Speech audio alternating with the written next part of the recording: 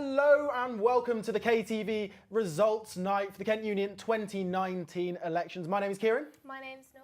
And today we're going to be taking you through the journey as we find out who you as the student body voted in as your next union sabbatical officers. It's going to be a fantastic time. We have got a huge amount of stuff coming up. We're going to be looking at all of the 5 major roles as well as the part-time officers. So it's going to be a big night for all of us. We're going to be in here taking you through the whole thing. It's going to be a fantastic time. But for now, we're going to be talking you through the candidates, talking about candidate question times that's happened over the last couple of weeks and kind of running through our thoughts on how everything's been going for this election season. Yes, it's been quite a busy one. I don't know if you guys have seen, but everyone who's been campaigning, there's been a lot of turnout. Everyone's been, on that plaza, trying to speak to as many people. There's been a really good spirit, even though the weather hasn't been that amazing. But it's been really good to kind of see and hear everyone kind of interaction, and it's great to find out a little bit more because the debates were really good to see, but it's also nice to see how energetic everyone is on that plaza. Yeah, campaigns week is always intense, starting with online campaigning the week before, but when they're all on the plaza, all out in full force with their campaign teams, with all their mates, handing out flyers, handing out everything, really getting involved and really pushing their agenda, it is a massive deal. It's a really big week for the university and for the union, and it is a massive event, and I think everybody kind of gets used to swatting away flyers and dodging around all the campaigners, but it is nice to see them out there really committing to their manifestos, really passionate about getting their points across. Yeah, it's really nice to see that, and for people to actually be able to go up and ask the candidates questions that maybe may not have been asked to them during the elections or the debates, sorry. It's been really good. And we will be going through that. It's going to be a roller coaster, I feel, because we've had a lot of very strong candidates. We've had a lot of really intense debates at some times. Yeah. So it will be really good to see what they come up with. Yeah, I am super excited for tonight. Elections is always a big time for the union. Like we said, it's always a huge event. And I think it's going to be awesome to see what we've got going on. And on that topic, we are going to cut to a short video now talking about the VP Welfare candidates. Hi guys, I'm KG and I'm running for Vice President Student Engagement for 2019. So I have 6 manifesto points, but my 3 main manifesto points are implementing a reward scheme for volunteers, ensuring that we're giving back to the student volunteers that work so hard to make our socks and sports teams successful, creating a Kent Union app so that we have a central place to highlight societies, sports teams, events, and things like that, as well as focusing on sustainability by getting rid of single-use plastics and working towards getting sustainable clothing in our SU outlets. Hello everyone, I'm Kavi and I'm running for your VP Student Engagement. So one thing I really want to do is do cross-collaboration between the Medway and Canterbury campus. So I want to do an inter-campus competition between the sports groups and societies. I also want us to improve the marketing that societies are putting up for events. So I want us to do shout-outs on social media and ensure that they get the marketing that they deserve. I will also do improve the inclusivity and make sure that sports groups are able to get the memberships that they deserve. I'm Adam and I'm running for student engagement. So my 3 manifesto points that are key to my campaign are better individual support for each student group, for a more streamlined funding applications because it takes about 3 to 4 weeks sometimes to get funding done at the minute, and also to make a better interface for the union so that societies, groups and individuals can actually understand what their group or the union's doing without having to go into the building every time. So my name's Emily Window and I'm running for Vice President Student Engagement. My manifesto is centred around making student activities accessible, so continuing to work on the Kent Sport Gym membership price review, as well as creating a suitable sports provision in Medway, creating a Give It a Go programme for Canterbury students who don't want the commitment of being in the student group, developing a bigger societies varsity so we can continue to grow the event, bringing fundraising into the 21st century with contactless payment system, and finally helping student groups by creating a sustainable funding plan for expensive equipment. Hi, my name is Omalade, your current Vice President of Welfare, and I'm running to be your next Vice President of Welfare and Community. So my top 3 manifesto points are working with local gambling charities in Kent to support students around counselling, Next is providing a toolkit for Medway and Canterbury students around their rights as tenants. And lastly, working with sexual health clinics in Canterbury and in Medway around advice and awareness. So yeah. Hi, I'm Emma and I'm running for Vice President for Welfare and Community. I plan on introducing greater education for healthier relationships on campus, as well as greater education on the effects social media can have on mental health and finding better ways to encourage better management of that. As well as that, I want greater union engagement with LGBT societies and BAME societies, greater engagement with Medway students on their campus, and a greener campus altogether. Welcome back. Hopefully you enjoyed those quick videos talking you through the manifestos of the student engagement and the welfare and community candidates. Obviously voting has ended now, but it's nice to see what they were talking about back before campaigns week really kicked off and kind of compare it to now and compare it to the debates that we actually were in studio for last week, which was pretty intense. It was nice to see them out getting questioned, getting quizzed, getting challenged on some of their points, and I think it was super important. It's always super important in anything political, anything, you know, campaign stuff. They need to be asked questions. People need to push them and make sure that what they say holds true. Yeah, it's really good to see as well how they kind of communicate between each other and how they, you know, kind of react to being asked some of those, you know, maybe controversial, I guess you could say, or like questions that, you know, they may not be as prepared for, because it's all good to have a manifesto, but can you actually answer a question on what actually matters? Yeah. So it is quite nice to see that. And I mean, we got to see the debates between both of them. We did, yeah. And I don't know, which one do you want to start with? Because I quite enjoyed both of them. So let's talk about student engagement first. So we've got 4 candidates for student engagement: Adam Huseman, Emily Window, Kirby Tallines and KG. Now, they're all strong candidates. I think there's no disputing that. We've seen them out on the plaza in full force with their teams really putting in the work this week. But I think even in the debates, they all held up and they've all got different points. They've all got, you know, a lot of similar stuff about the Kent Sport gym membership review. Medway. Yeah, Medway, which is a common point. Yes. And they've all got their own unique little bits as well. Things like KG's app.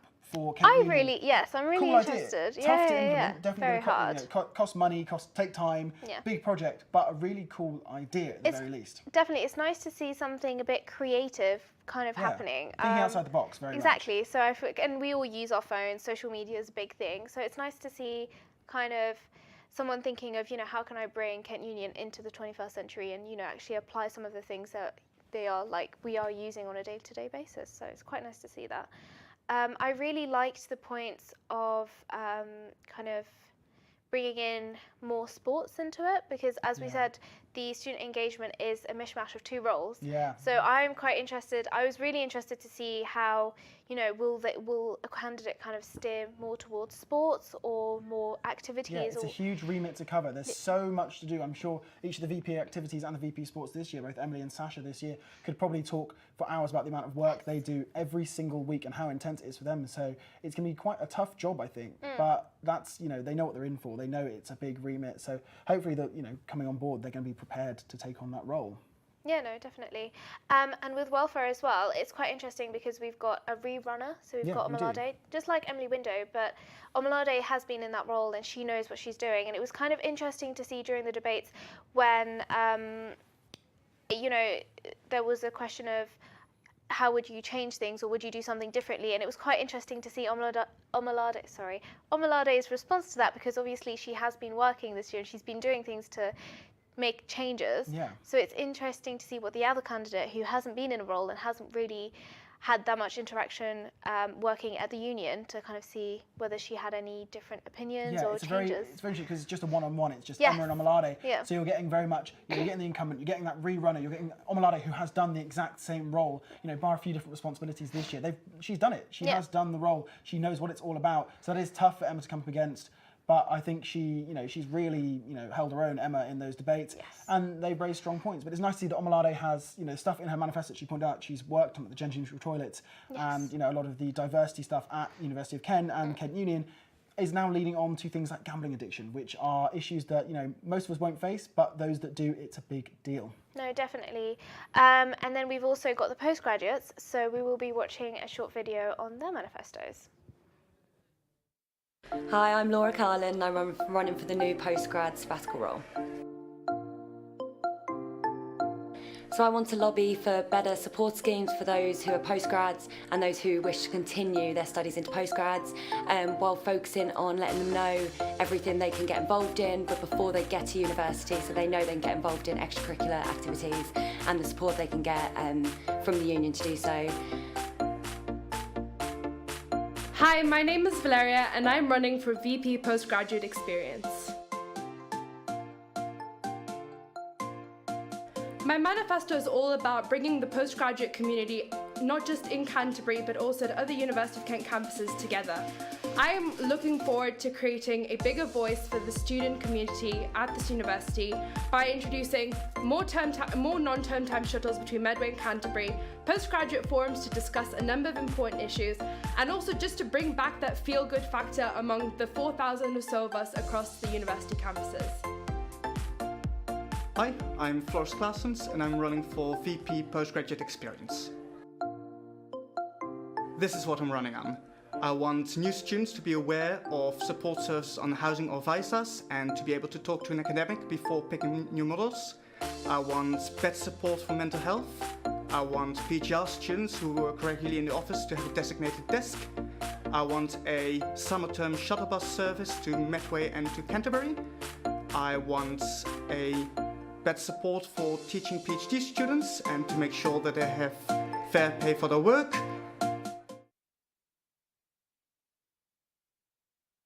Hi, my name is Sean Kinney. I'm running for Vice President of Academic Experience. Hi, so my manifesto is all about bringing the students back into the union and making them engage and making them feel like they are welcome, connected and desired in the union, because it really is a students' union. I want to do that by making sure that everyone feels connected to their local environments first, and then I want to put them at the forefront of every decision we make as a union. And the same goes for Medway and all the other campuses we have. I want everyone to feel part of this. My name's Vicky Saywood-Reid and I'm running for VP Academic Experience. I'm all about student wellbeing. I want to make sure that all UKC lecturers are trained in wellbeing and that there's better awareness for ILPs. I want to make sure that Drury Hall Library is open 24/7 during term time. I want to make academic societies more accessible to everyone. I want to make sure that Enhancement Week is more subject specific, and I also want to make sure that every school has a common room and that within those schools there's a book borrowing scheme. Welcome back. So that was a short video on the manifestos of the postgraduate candidates as well as student experience. Academic experience, sorry, wrong one.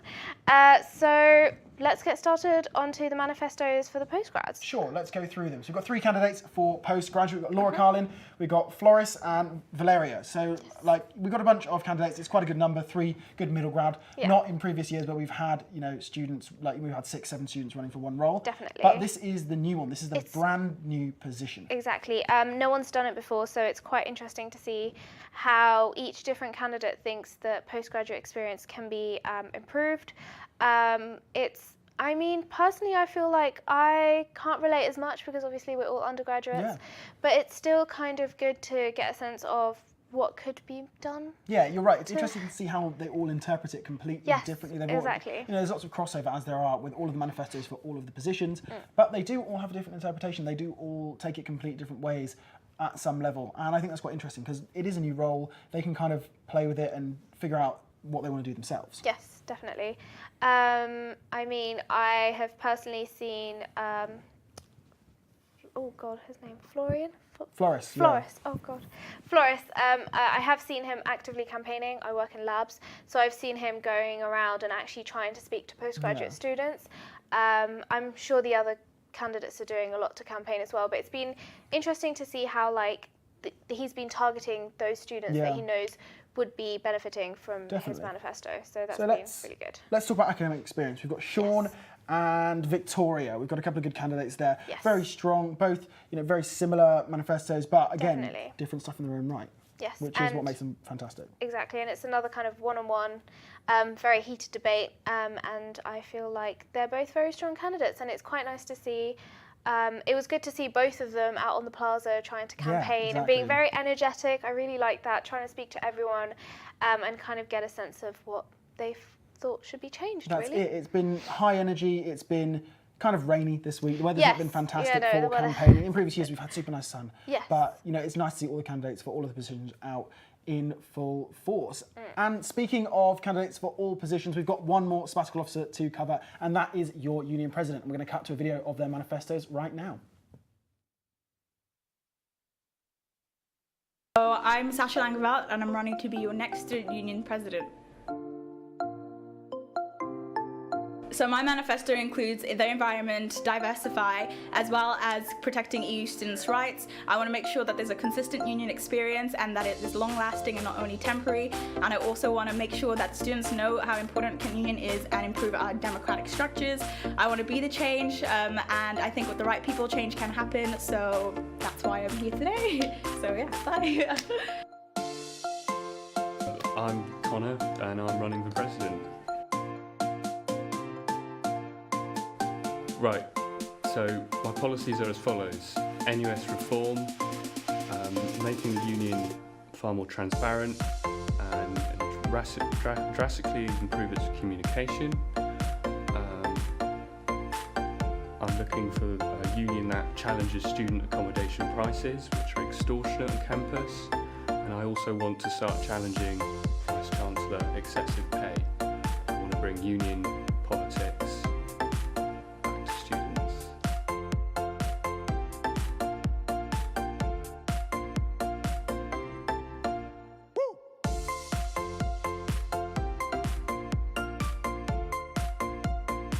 My name's Lauren Thine, and I'm running to be your next Students' Union President.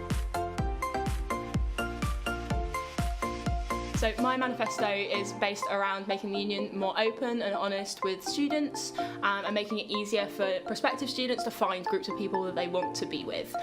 So one of my manifesto points is based around making sure that the new networks and student groups aren't lost in translation and have a community of people that they can direct people to, and making sure that GK Unions is actually a place that can facilitate students rather than hinder them. And there you have it. So that was your candidates for the presidential role speaking about their manifestos and how they think they can improve everyone's experience. Yeah, it's a big role, it is a big remit, it is coordinating with the subs and it is looking after everything. You know, people will come at you for the bad things, they'll congratulate you for the good things as president. Exactly. A lot of responsibility in that role, and it'll be interesting to see how each of the candidates tackles it. We've kind of seen them across candidate question time, across the debates. Definitely. They've been talking plenty about this stuff, but it is, you know, they all are completely different. They are, this year, very different candidates. Yes. They're all very different. They each have their own different opinions on how things can be done better, what should be changed. Their main priorities as well seem to be kind of, there are some crossovers as usual, but it was really, I think that was probably one of my favourite debates, to be honest. I think for me it was one of the most sort of like back and forth, very different ones, because you've got, on one hand, you've got Conor Morrissey, who is very much like, we need to change now, and we need to do a lot this, and we need to make big changes. Sasha, who's the incumbent, who's coming back, having been VP Activities and moving her way up, hopefully, to president for her. And then you've got Lauren, who's had a lot of involvement with students at Medway. She's the president of students at Medway, president of Kent Knights Ice Hockey. She's got a huge remit. She's got a lot of experience across the board. Definitely. And so they're all tackling completely different things. Yeah. Indeed. It will be interesting to see how the results, because it seems to be very neck and neck. And we're now going to go to a short Confessions at Kent video, Elections Special Edition. Hello there! Welcome to Confessions at Kent. I'm here today on the plaza to be asking the students on campus about the Kent Union elections, about why you should vote, their opinions on policies, candidates, and all things to do with this year's leadership elections, deciding who are going to be your new full-time officers. Let's get asking.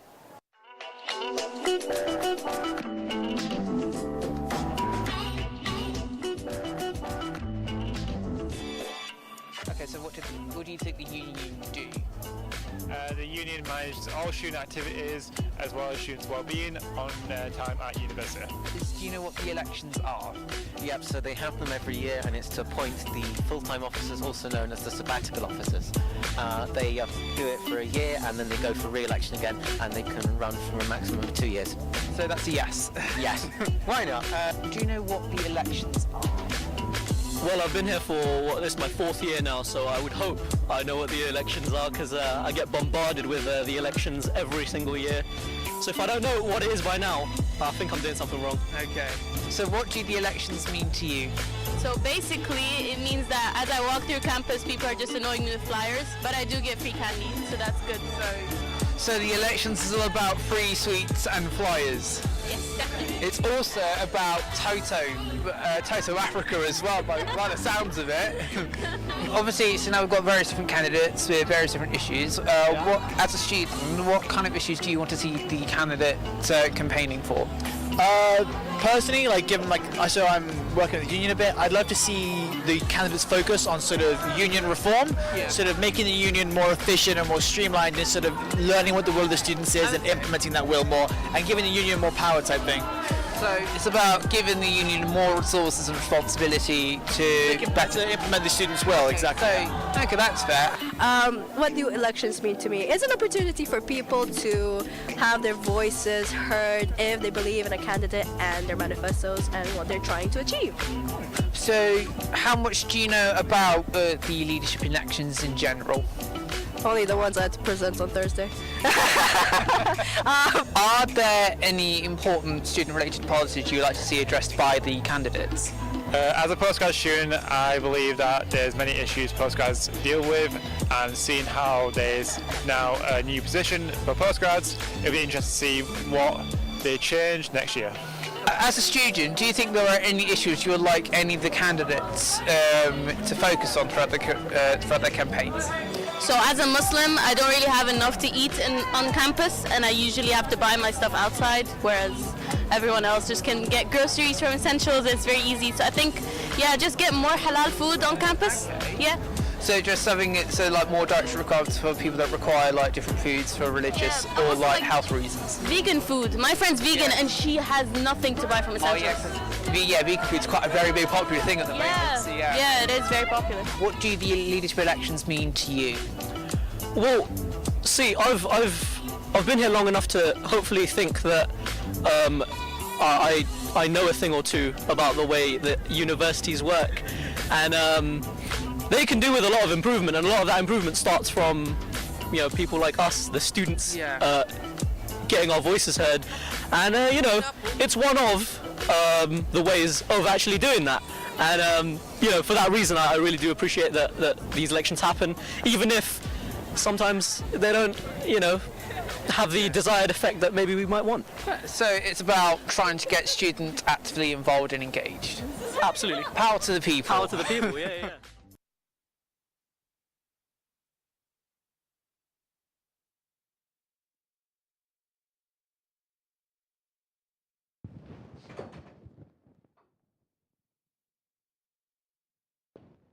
Hello. So that was some confessions at Kent, and I don't know, but you might have recognised a few people there because we had some people, including myself. So you got to see me explain the Kent Union elections. And now, having explained the Kent Union elections, I'm now going to be showing you some of the stats. And we've actually got some data from Kent Union, so I'm going to kind of talk you through it so you can see how people voted and kind of the way they voted. So the first graph we've got is an interesting graph because it shows how voting changed across the week. And what I find interesting to note about this one, if you look at the top line and ignore the unique voters line at the bottom, you can see it's kind of more like a crescent. So it's like an inverse normal distribution curve, which sounds very complicated the way I described it. But basically, what I find interesting about this graph and the way it inflects is it shows that at the start of the week there was a lot of motivation to vote and that people were actually more engaged, and again at the end of the week. But in the middle of the week there was kind of a dip. I think it's because inevitably what happens is there's a lot of kind of media attention, a lot of focus about how you should vote. I mean, all of the debates we were showing, we were telling you to vote, and voting opens on Monday, and this means that you get this sort of high figure at the start, but then as the week goes on, people aren't as focused on telling you to vote. It's much more of a vote by Friday rather than a I'm going to drag you in and vote now. So there's a different sort of focus, and as the week goes on, people start to realise that they need to vote. So they realise that they need to vote and that they probably ought to soon. So they move towards it, and that's why you get this kind of increase here, because it's the I haven't voted yet and I ought to. And if you look on the last day and last period, the voting is actually really high, especially considering it's actually a shorter period of time. It kind of shows that people are more engaged and they are kind of panicking and voting at the last minute. It's something that I did. So we're now going to be playing you another little video to kind of give you some feel about what's happening with elections. Enjoy.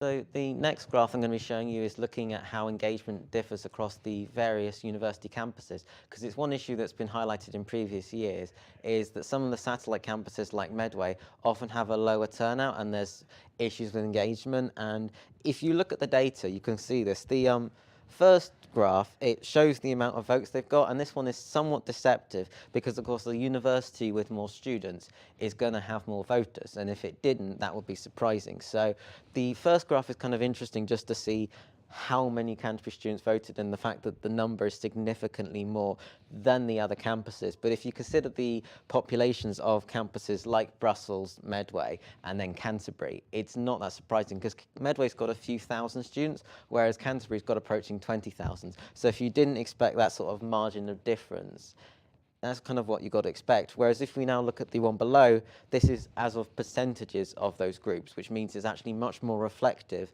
of those populations, because it means it doesn't matter if there's a university campus with 5 times the population of another one.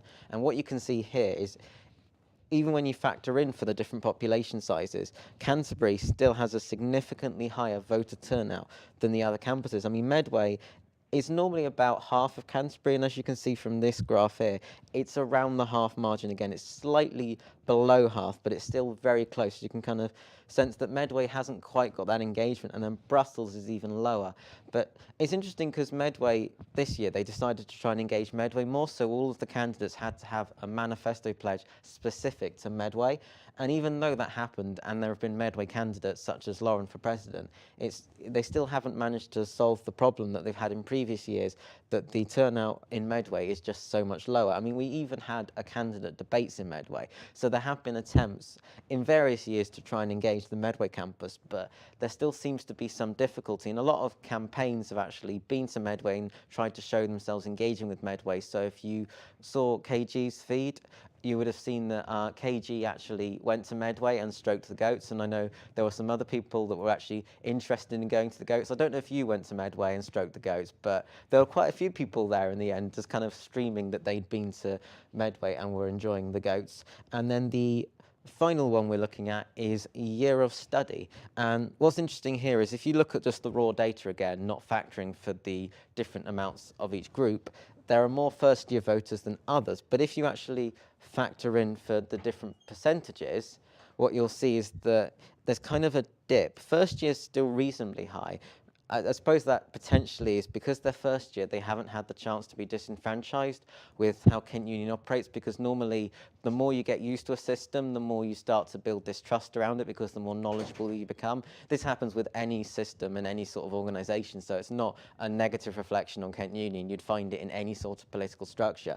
But it's interesting how it does dip down, and also how when you progress through the later years, but the one I find interesting is if you look to the end, that's 6th year, and 6th year as a percentage is significantly lower than the others. And considering 6th year is postgraduate students, I mean some postgraduate students, and the idea that postgraduate students weren't actually being represented well enough.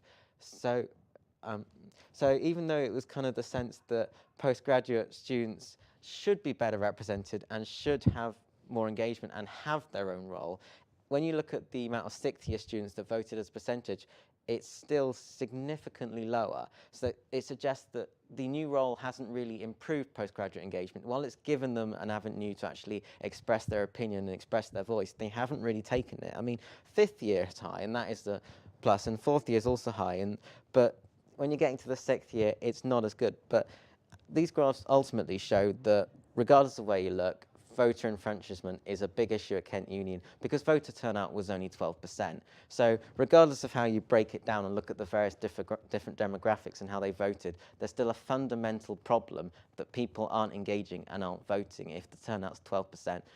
But later on, we're going to be giving you some predictions, having actually showed you how different demographics voted, and that'll be coming up later in the show.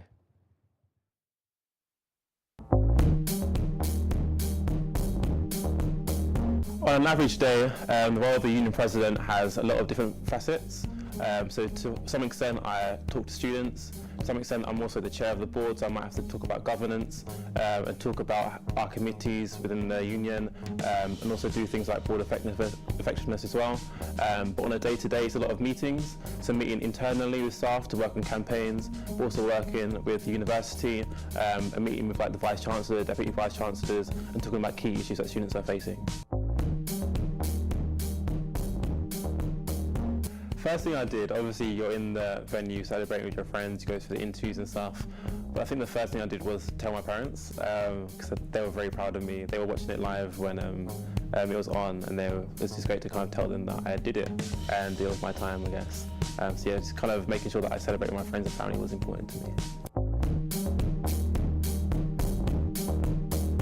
Candidates, election time is always stressful, it's always a lot of work, long nights, long days, but stay in there, don't give up, it'll be worth it in the end, and even if you don't win, the experience is amazing, so give your best and do your best for students. Oi, wake up! Wake up! Oh, fuck. Oh. Wake up, Joe, look at your eye! Come on, take this. Where's that prick that hit me? You wouldn't mind getting me a drink, would you? I'm hanging like a bat or something.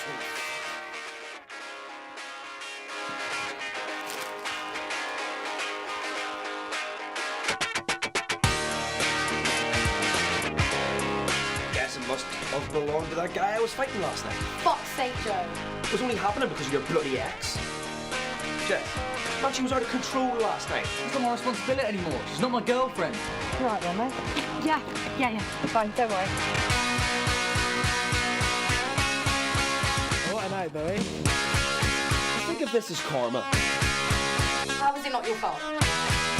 Look, I was being a prick. Fuck off then, huh? What do you know? Hire me.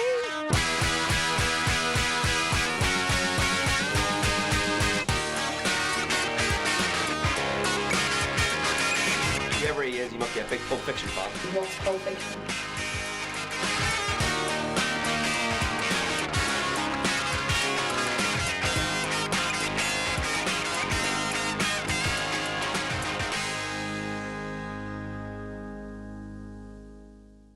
Welcome back. Hopefully you enjoyed a little bit of Matt Stats, learning about how the statistics breakdown has gone this year.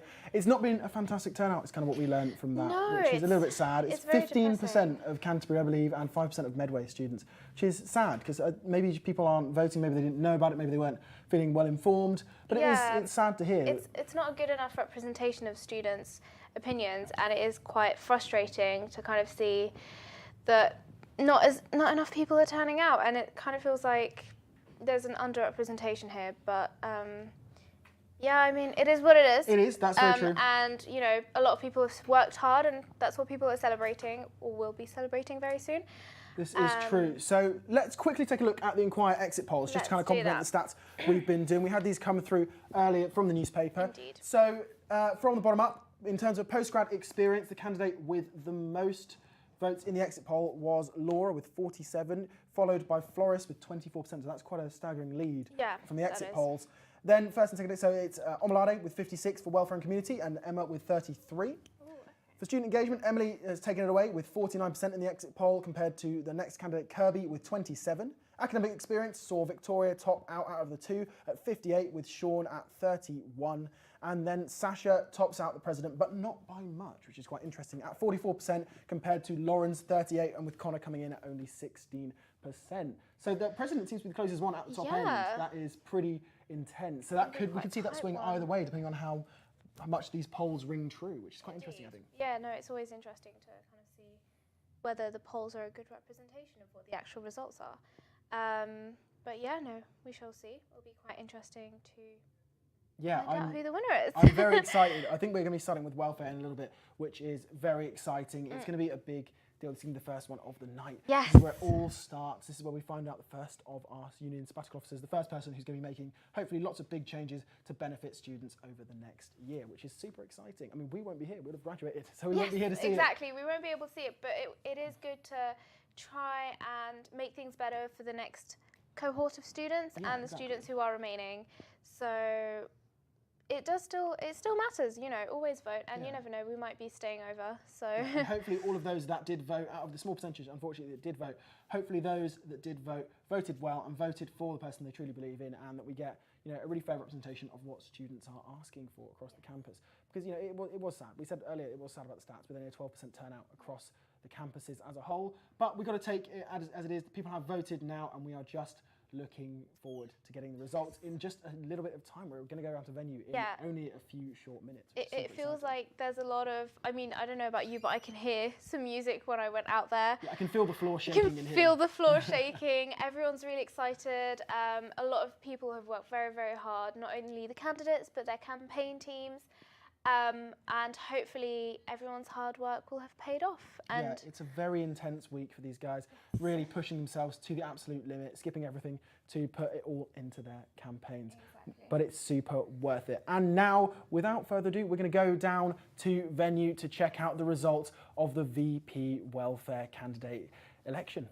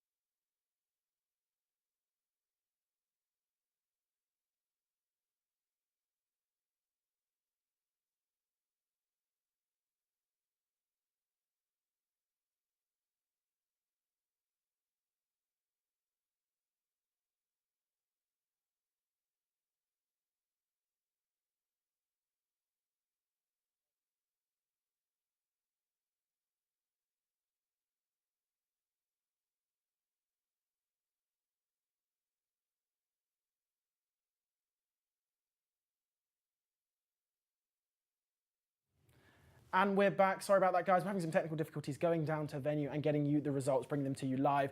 But we're going to rest assured we're going to be down there as soon as possible. We'll get you those results. We will find out who has, you know, been crowned champion of VP Welfare and Community, who's been voted in by the students this year in the election. But we're just going to hang on until those technical difficulties are fixed. But in the meantime, it's pretty tense. I think we all thought we were going to find out. We were ready. We were watching the screens. I was ready to be like, oh my god, okay, let's see who's going to win. But I think we're going to be waiting for a little bit longer. Yeah, I can still feel the floor shaking. I can still feel the music in venue. So they're clearly not ready for us yet. No, we're just waiting to sort the sound out. But I'm very excited. I really just want to get this. I want to get the ball rolling now. Yeah, no, indeed. I mean, you've done this before, right? Yeah, a couple of years ago. Do you feel like there's any changes on anything, or? It's all still as crazy as it always is. It's a tough technical challenge. Literally, you ask anybody in KTV, this whole thing involves throwing a cable out a window and stuff to get the tech setup working, which is crazy. So, but we love what we do here, and we want to push it to the limit. We want to make sure we can do it. I mean, now we will be cutting down to venue, so we'll finally find out who the winner is. It's super exciting, and we're going to go straight down to venue, hopefully with sound this time, to find out who the winner is. So, stay tuned.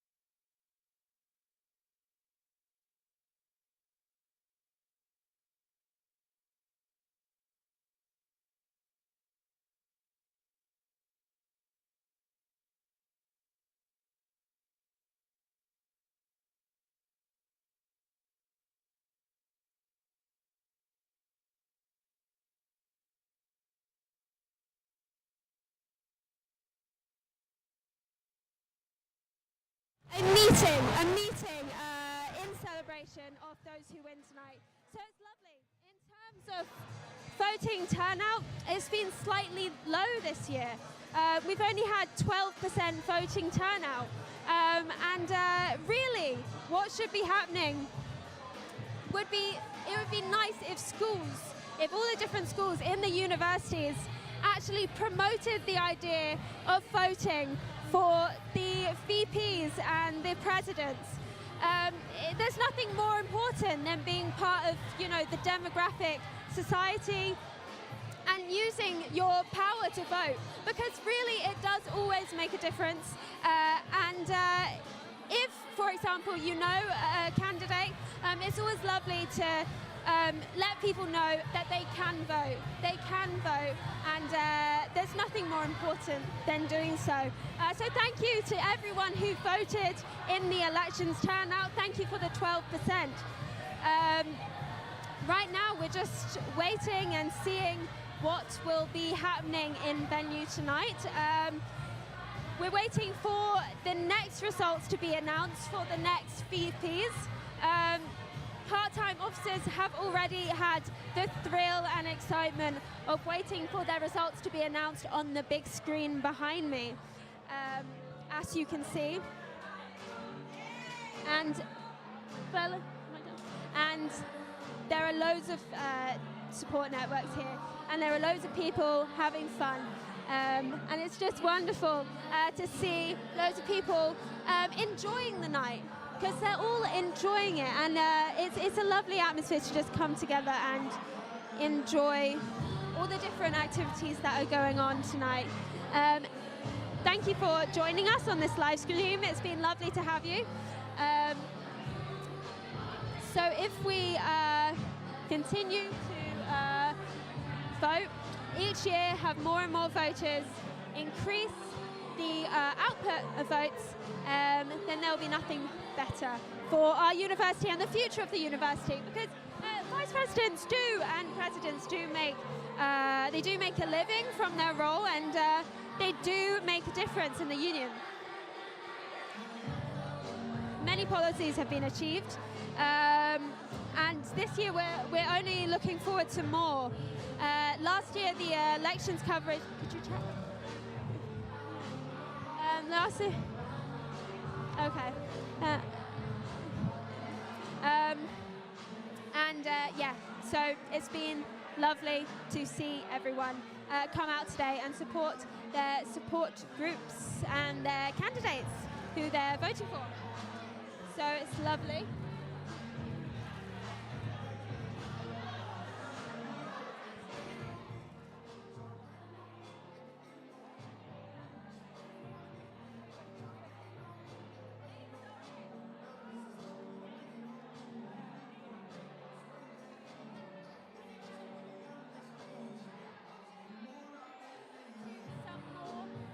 Results and some more lovely things that people will be celebrating.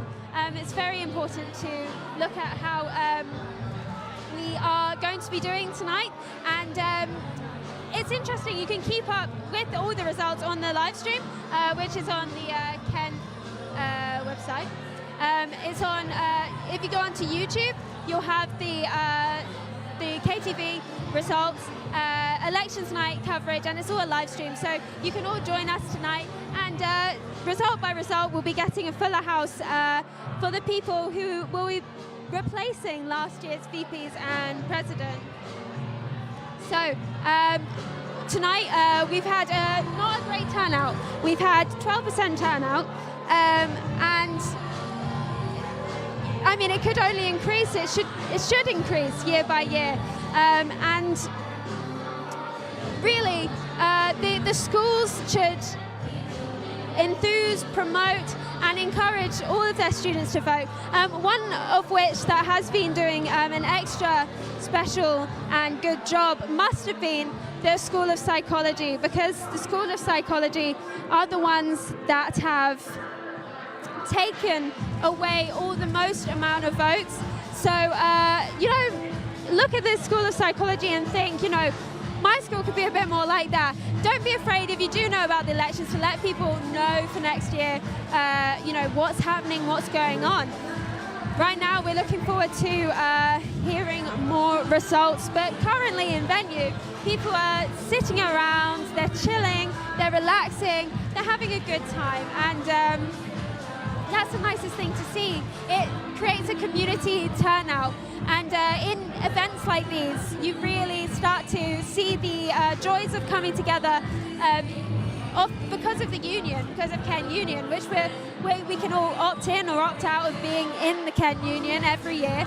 But it's really lovely to have that kind of solidity and have that feeling that you do have a slight political aspect to university. You do have candidates promoting their policies in the manifestos that they create and they promote. This year there have been loads and loads and loads of candidates all around the courtyard outside venue, and they've all been telling us what they are doing, what their campaign is about, all their different policies, and really the venue themselves have opened up their lobby for voting to take place, and it's been wonderful to see people go in there, playing loud music, trying to draw people in, trying to connect the student community. So a 12% voting turnout may not be that high, but it's not bad. We've been steadily rising in votes slightly every year. This year may be different or it may be similar. We're not entirely sure. So it would be lovely to see more people. But today in venue, the turnout is rather good, and the loud music is playing, and the people are enjoying their time. It's lovely to see the bars are busy and the streets around me are busy. People are chatting away in anticipation for who might win. And all these people here tonight are people who are just generally interested in the Kent Union elections, or they're people who have been supporting their candidates. There's big groups of people here tonight, and they're all doing their bit to try and improve our student union, which in turn improves the university and improves our policies and what we focus on, and our ability to improve our university from the bottom up. It's wonderful to see people out and about. There are many events coming up.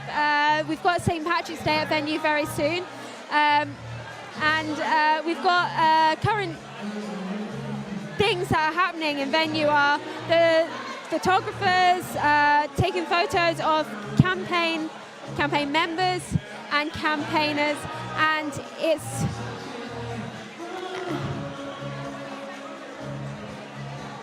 till I'm on.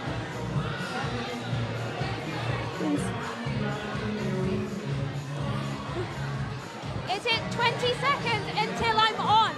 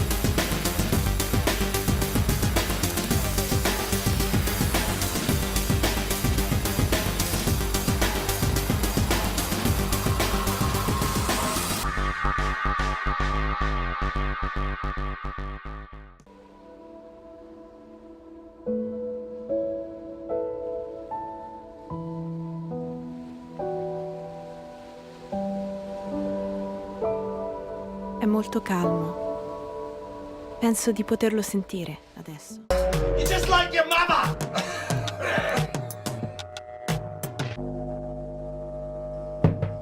Wait, mate, you're done in there. You've been in there for the last 10 minutes. Are you planning on coming out? Seriously, would you hurry up?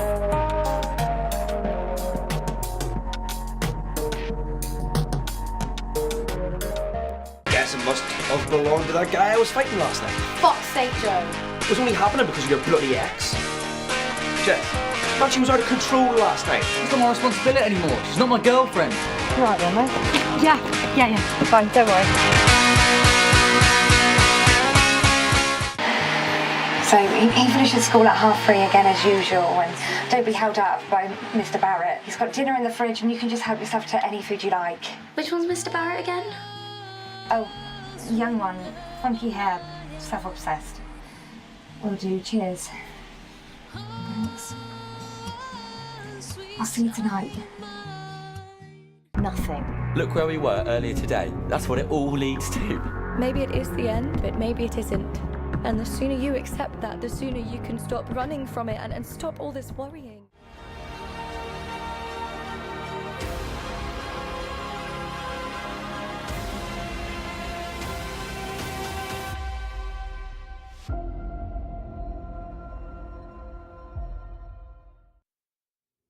And we are here with Omalade, who has just been announced as the VP Welfare Community for 2019-2020. A bit more excitement. Yes! Congratulations! Thank you so much. First I really reaction, appreciate it. gut reaction, how are you feeling? Tired. Tired. Okay. That's how I feel. Tired, but really satisfied as well. Really, yeah. I just feel very overwhelmed with a lot of emotion. I was saying to my friend outside that this time last year when I was elected, I was literally bawling my eyes out and crying and like so ecstatic. But this year, I'm just sort of like, I don't know, I'm really lost for words, to be honest. Yeah. But I mean, you know what's coming, you know what you've been working on, you get the chance to continue it. You get 2 years to have a go at the same stuff. And I think that's the thing that's really really nice for me, because I get to go back to work on Monday and just carry on working, as opposed to like, you know, going back to studying or anything like that. I'm just going back to my role, going back into my desk and just carrying on with the things that I've said in my manifesto. Yeah, so, exactly. Yeah. Is there a particular point in your manifesto that you're like, this is, now that I've been re-elected, I'm going to put all of my soul and energy into this specific, is there like any specific? Gambling. That's literally, that's one of the things that has come up in like my role since I was Vice President of Welfare, and it's one of the things that I'm even taking more nationally as well to NUS, and it's one of the things I'm trying to get more student unions and more students to talk about, because it is an issue that I've seen come up in my role, and it's something I definitely want the university to have provisions over to support students as well. So. Yeah, and I think the thing is with that, you know, we see a certain amount of crossover in manifestos for all of the positions, but that's one thing that stood out as completely unique. You don't see it. I think because NUS launched a survey a few months ago, and also research as well, and they found out that 100,000 students are in some form of gambling debt across the country. Wow. But equally as well, 1 in 8 of them have missed a lecture or a seminar just because of gambling. And I sit on Access to Learning Fund panel, and majority of the cases we see, a lot of the students are going into like gambling or going into excessive gambling just to meet ends meet. And I'm hoping and I'm praying as well that as a university and as a student union, we can have provisions in place to support those students, but also educate. So, wow. Well, amazing. Well, thank you for coming up and talking to us. Definitely. Super briefly, get to go back down and celebrate now. Yeah, and then, like you definitely. said, back to work on Monday, which is going to be super intense. But anything, you know, how's your campaign team been? I'm sure they've been fantastic, right? Yeah. I think for me, I want to thank my campaign team from last year, but I also want to thank my campaign team this year. I think this year we were much more smaller, but we still held strong. I want to thank Davina, Flavia, I want to thank Aaron as well. I want to thank Emma as well. She was the best person to actually run against, and I'm so ecstatic that we'll be able to go through this together.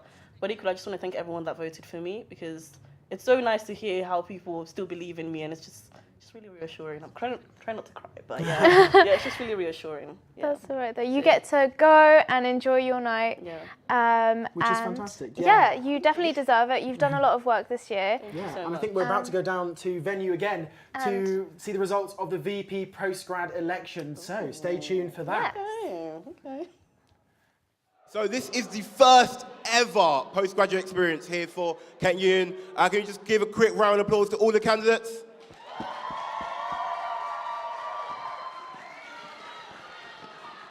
Who are Laura Carlin, Floris Classens, and Valeria Minicini.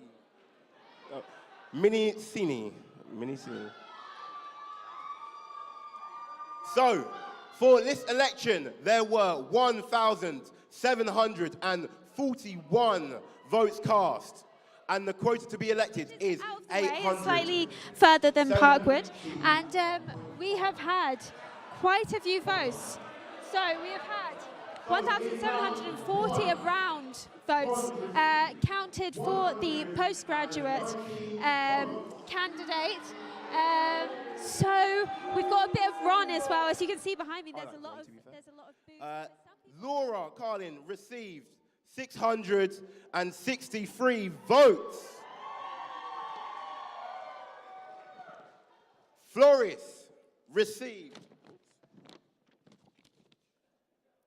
468 votes. And Valeria received 491 votes. With no candidate reaching the threshold, Ron is eliminated. Boo. And the votes are redistributed. The new quota is now 828. So in round 2, Floris received 481 votes. Laura received 676 votes. And Valeria received 640 votes. Ooh, getting close. So we say goodbye to Floris and move on into the next round. So, in round 3, the quota is now 716. So whoever has the most votes after this round wins. Laura received 792 votes. And Valeria received 640 votes. Laura Carney has met the protest and your new vice president.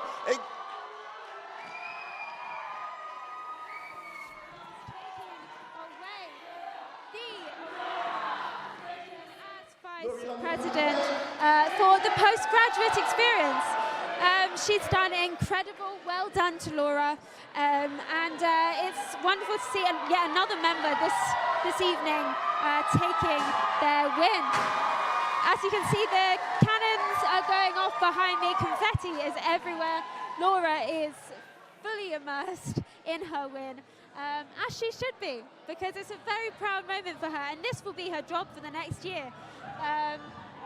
So there we go. Laura has won with us in the elections tonight. The results have come in, and she is our new vice president for the postgraduate experience. And postgraduates are experiencing a different life at Kent because they are confined to wolf accommodation, and they have to make sure that their policies are very much as intact as the undergraduates who come to the University of Kent. Someone's having a dance up on stage right now, which is definitely well deserved.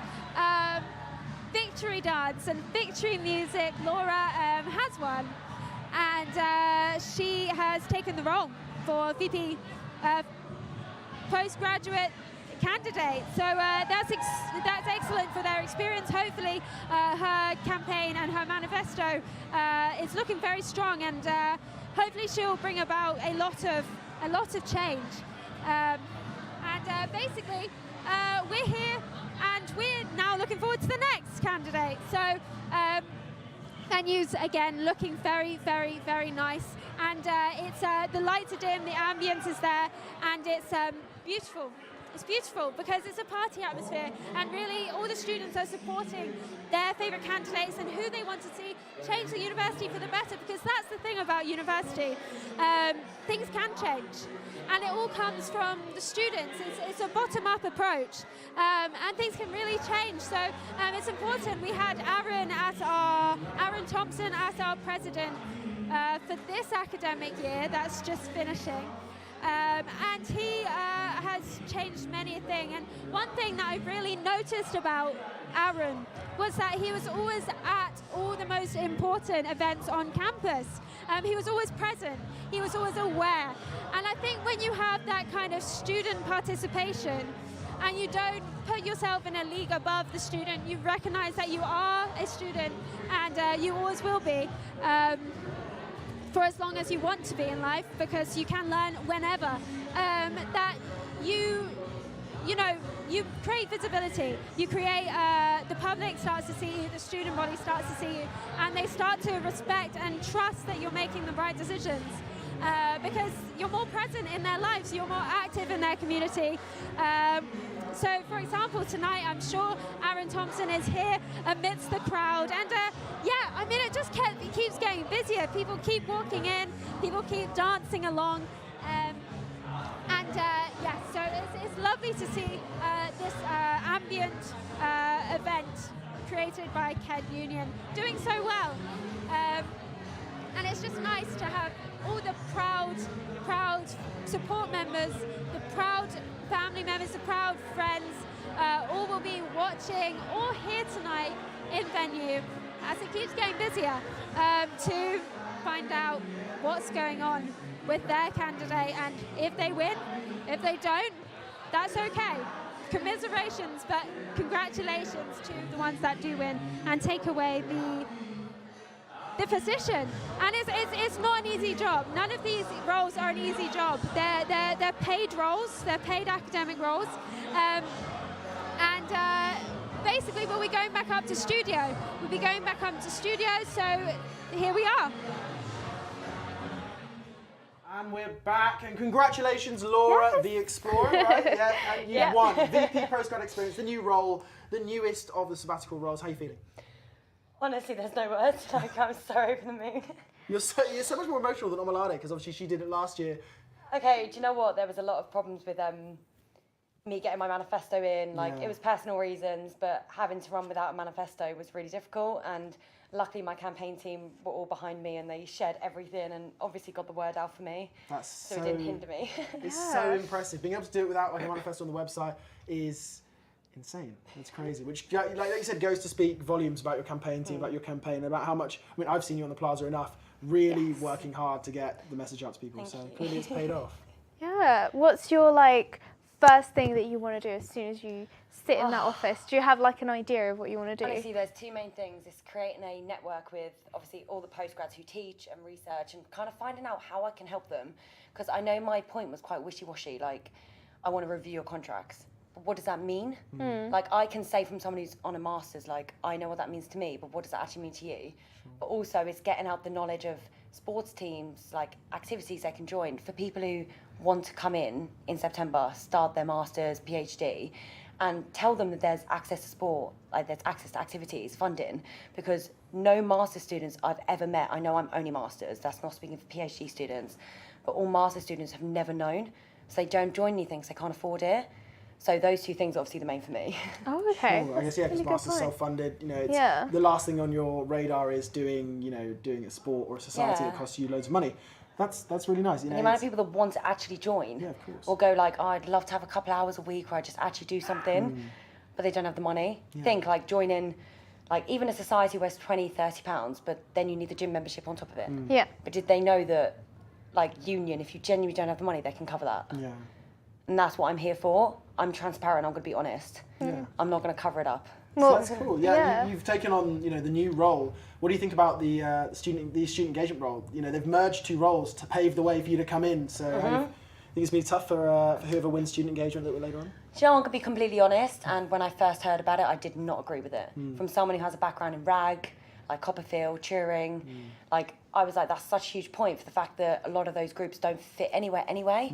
They have a coordinator, but it's like, are we a society? Are we we don't know where we fit. And when they were talking about merging it, I always thought I was going to go for student activities. Like that was going to be, VP activities, that was going to be me. And when they merged it, I was like, I'm not going to win against somebody's sport because someone's sport's going to win because that's such a big deal to people. And if sports see someone activities coming in, even though I know RAG, I know this and that, like it's not going to make a difference. And I felt like it's going to be such a huge job. And do you know what? Whoever wins, good on them because it's going to be a lot of work. Yeah. And I respect that they're going to come in so we can come in. Sure. And I think we do need to come in because where are postgrads? Yeah. Where is their voice? Like, as a postgrad myself, I'm only okay because I've been here before. But what about all those postgrads who've come from somewhere else? They're not represented in anything. So good luck to anyone who gets student engagement. But either way, no matter who it is, I'd love to work with them anyway because a lot of my points are engagement. Yeah. Like, and again, with whoever, Omalade got welfare, I'd love to work with Omalade. Like, yeah. So well, it's great to hear. No, you've got really strong points. And I mean, wish you all the best of luck. Enjoy your night. Congratulations. And just go out and enjoy the rest of the night. And we're now going to go to a quick elections ad and then we're going to come back to you with some more maths stats.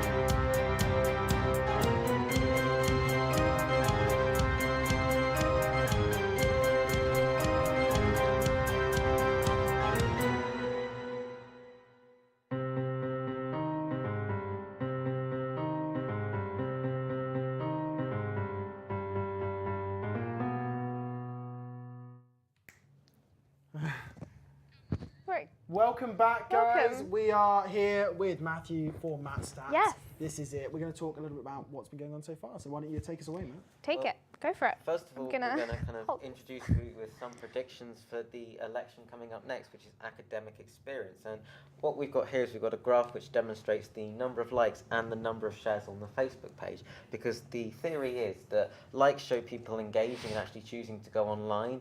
And so if you actually are going to vote, you've got to go into venue, you've got to go online to vote, which means you've got to put that extra bit of motivation in. So the idea is that the people that are prepared to like somebody's post on their page, it'll probably correlate with that they'll be prepared to actually bother and vote for the person. And the idea is that because shares is that extra little commitment, if you've got a lot of shares, it probably means you've got a lot of people that are prepared to actually say, I strongly support this person, which means you're much more likely to be able to build a campaign team. So the idea is, theoretically, these should link. And for the previous two races, we actually got them correct with the winner. And for this race, as you can see, the number of likes is actually very similar between Sean and Victoria. There's no real difference at all. It's a difference of 4 likes, and this is sum of every single post. Whereas if you look at shares, you've got notice that Victoria's got notably more shares for her content overall with every post than Sean, but yeah, it's a huge difference, right? Yeah, I was about to say, 11 for Sean and 36 for Victoria. Yeah, which is a big difference. This is just on all of their posts, and so the next graph,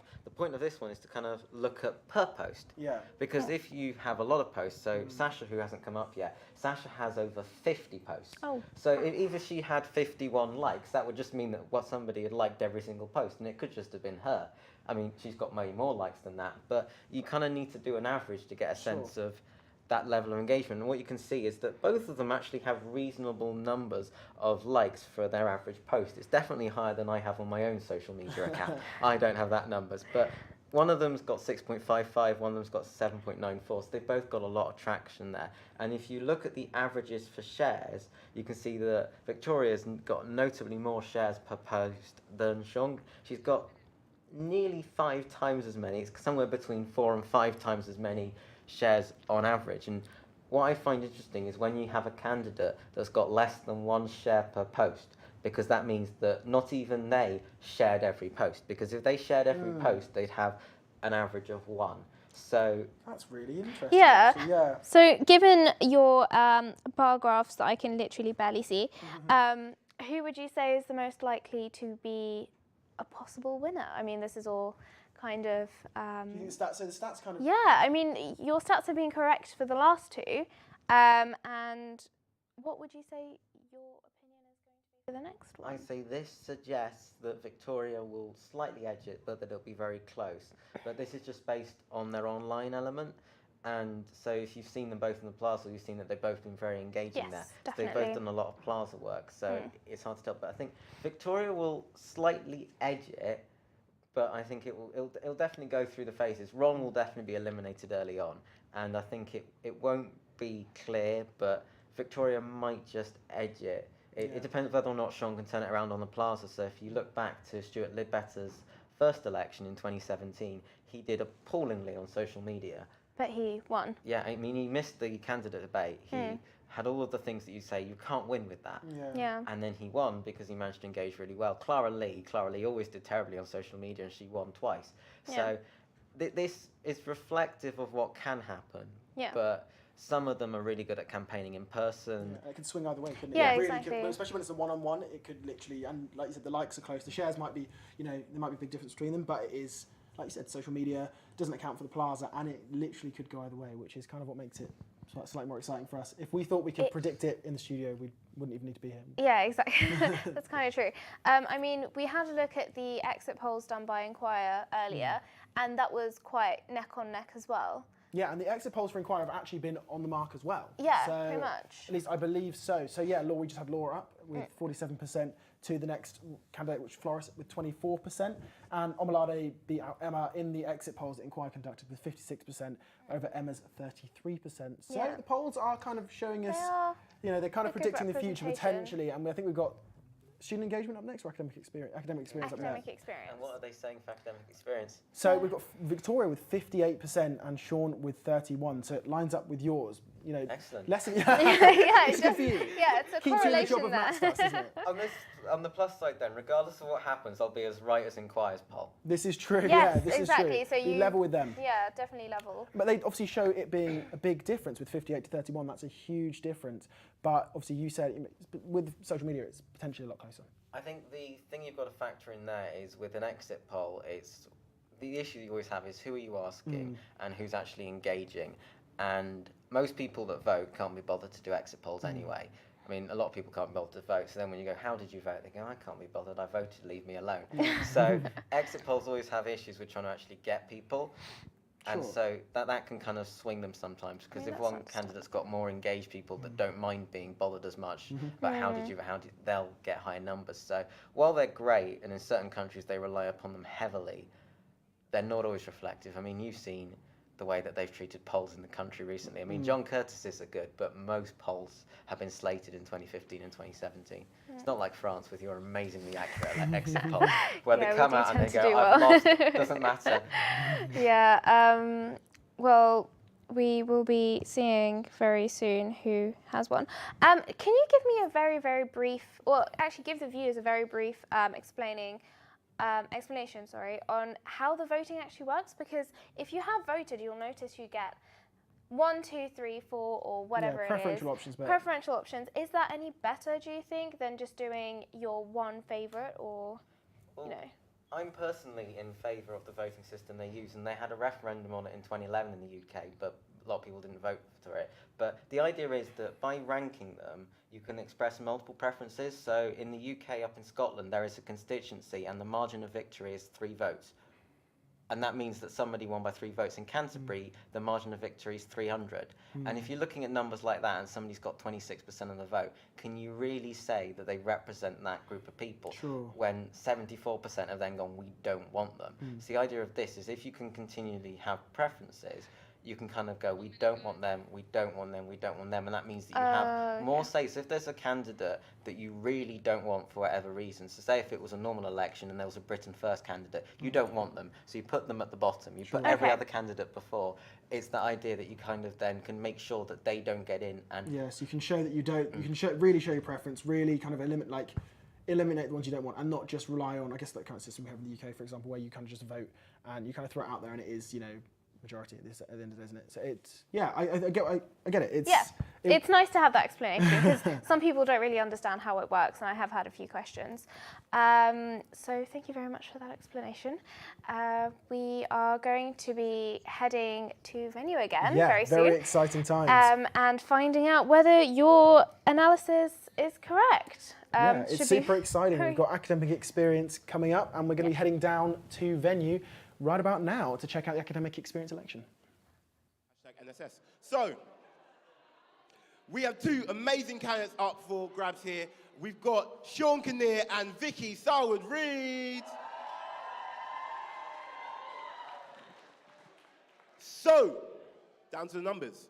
This year, there were 1,883 votes cast.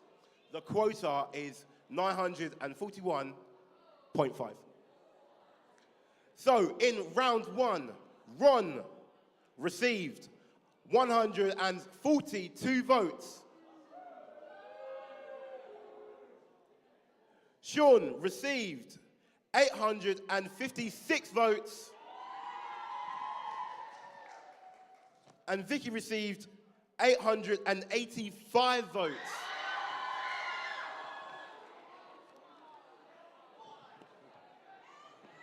So we wave goodbye to Ron and on to the next round. So with Ron gone, the threshold has now been lowered to 900 votes. Whoever has the most votes after this round is your next VP experience. So Sean received 887 votes and Vicky received 913 votes.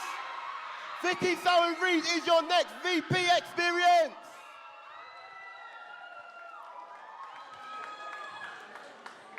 Hello and welcome back down to venue, where we have just seen the VP for academic experience announced for us down in venue. Thank you for coming back. Thank you for joining us.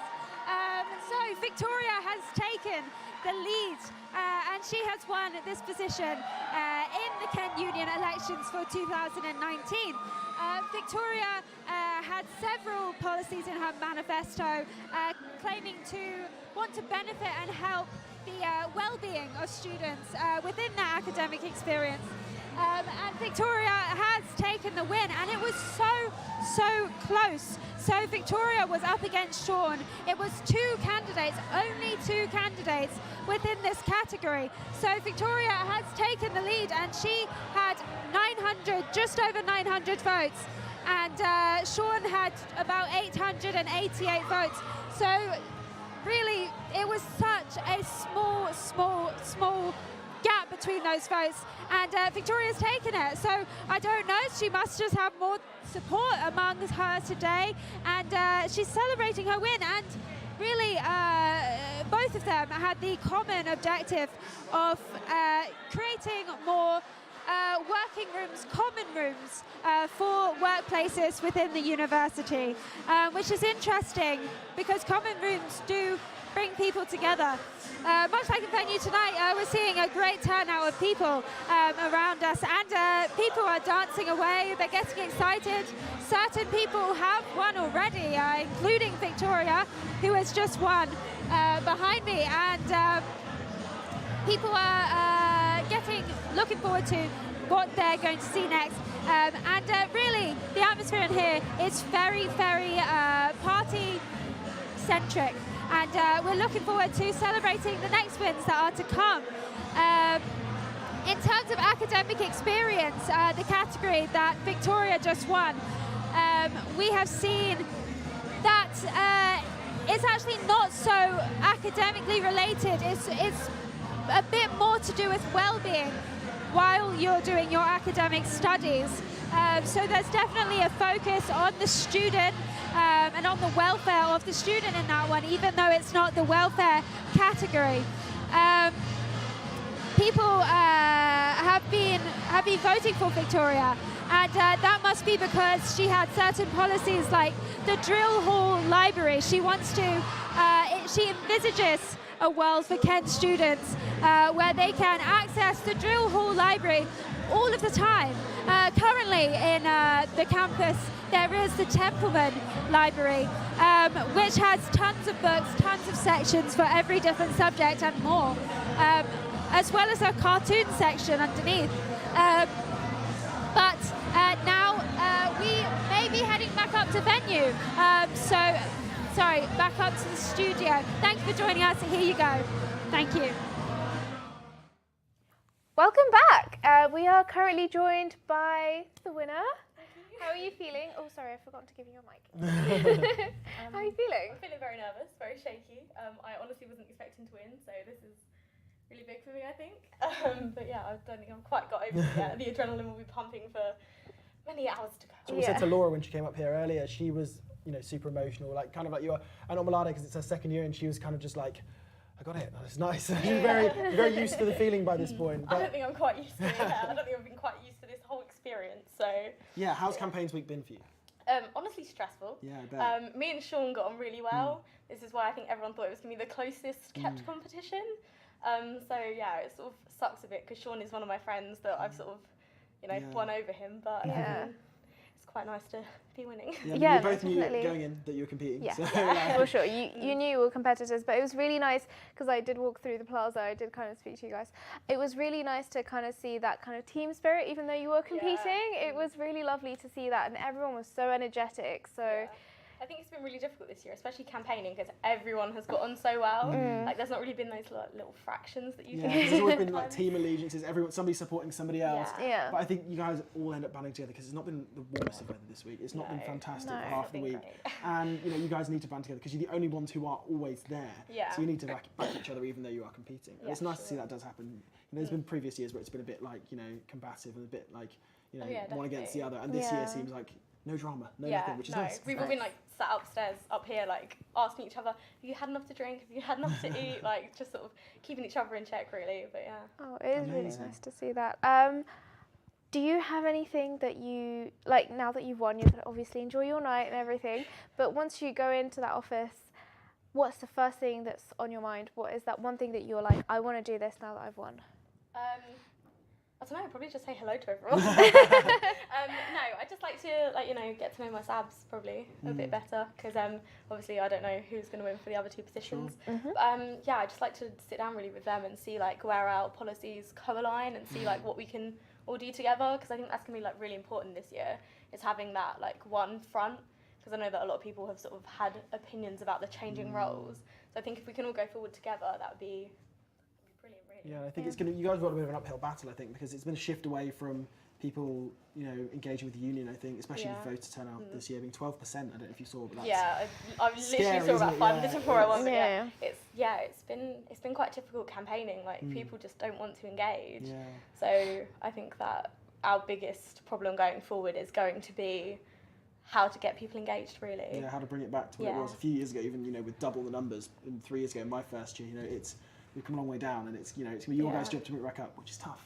But, But it seems like, the two winners so far have both mentioned that they're really big on communicating and collaborating with the SABs.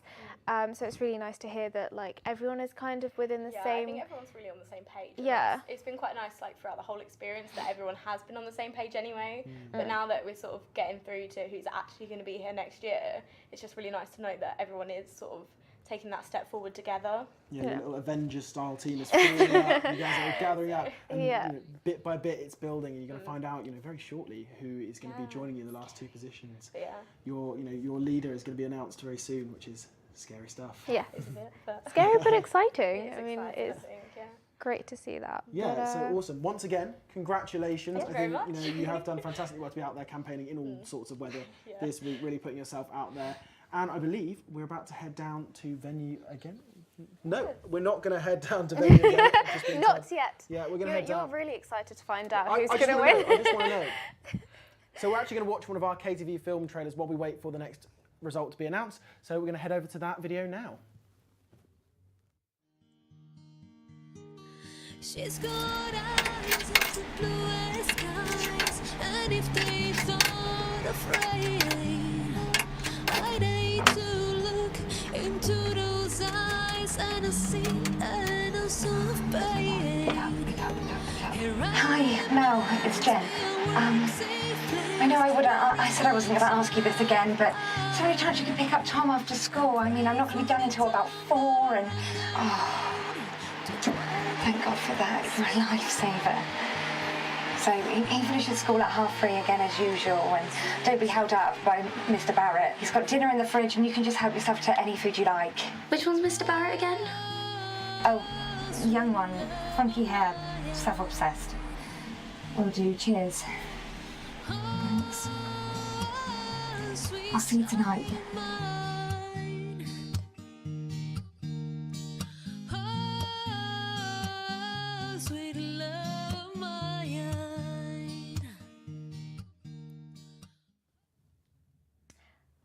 Welcome back. You were right. That was a very, very tight win. So let's dive into it and do student engagement. Yeah, so you were right. You were right. You were right for a third time in a row, and you were right that it was close as well, which is important, kind of proving the validity of your stats further and further. Yeah. Let's see if you can do it for a fourth time. Now we're going to look at this one, and as you can see, we've got one person who I am going to predict is going to come last, because they've got 2 likes and 2 shares, and they had 4 posts, and those 2 likes and 2 shares were on one of those posts, which means 3 of their posts had 0 likes and 0 shares. That's tough. Yeah. That is bad. So while I've seen their poster, so they've clearly been engaging and been campaigning, I think they might struggle to kind of convert and do well, especially considering how high these other graphs are. I mean, you can't actually see the marking, you've just got the data label, because that's how small it is in comparison to other numbers. But important to note that you mentioned in previous years, we've had other candidates who've done appallingly on social media and still pulled it out of the bag, so it could happen. They normally haven't had this level of difficulty. Is this the lowest you've ever seen? No, I think the lowest I've ever seen was in 2016, because they didn't do any campaigning on the plaza. I didn't see any posters or anything from them.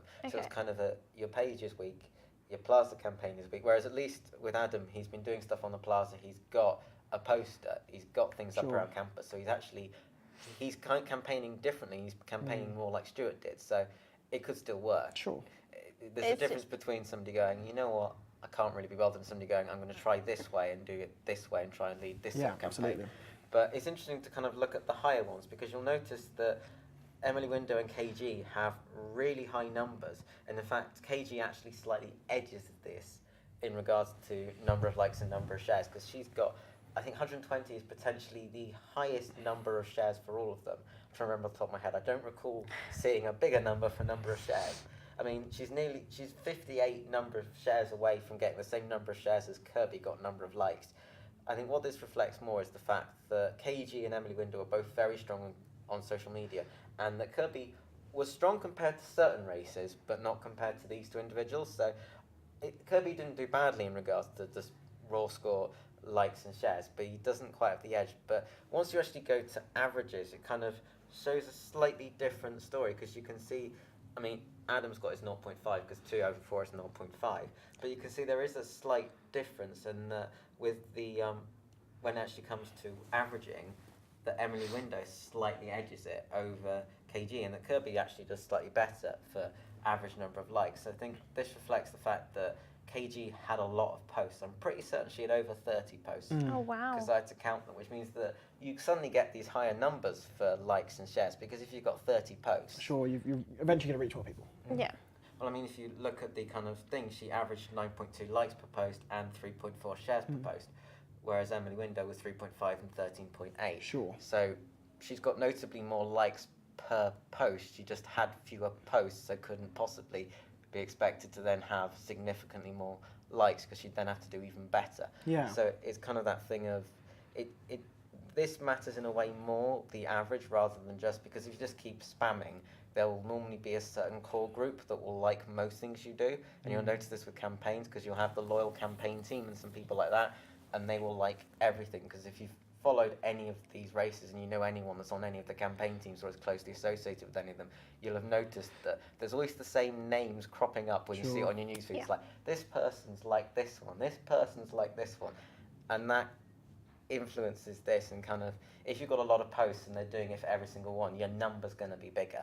Okay. But I think this suggests that Emily Window should just edge it on KG, and she's got the incumbency factor, and that Kirby should come in third, and that Adam will come in fourth, and that's assuming that Adam manages to beat Ron, because of course Ron doesn't have a Facebook campaign page.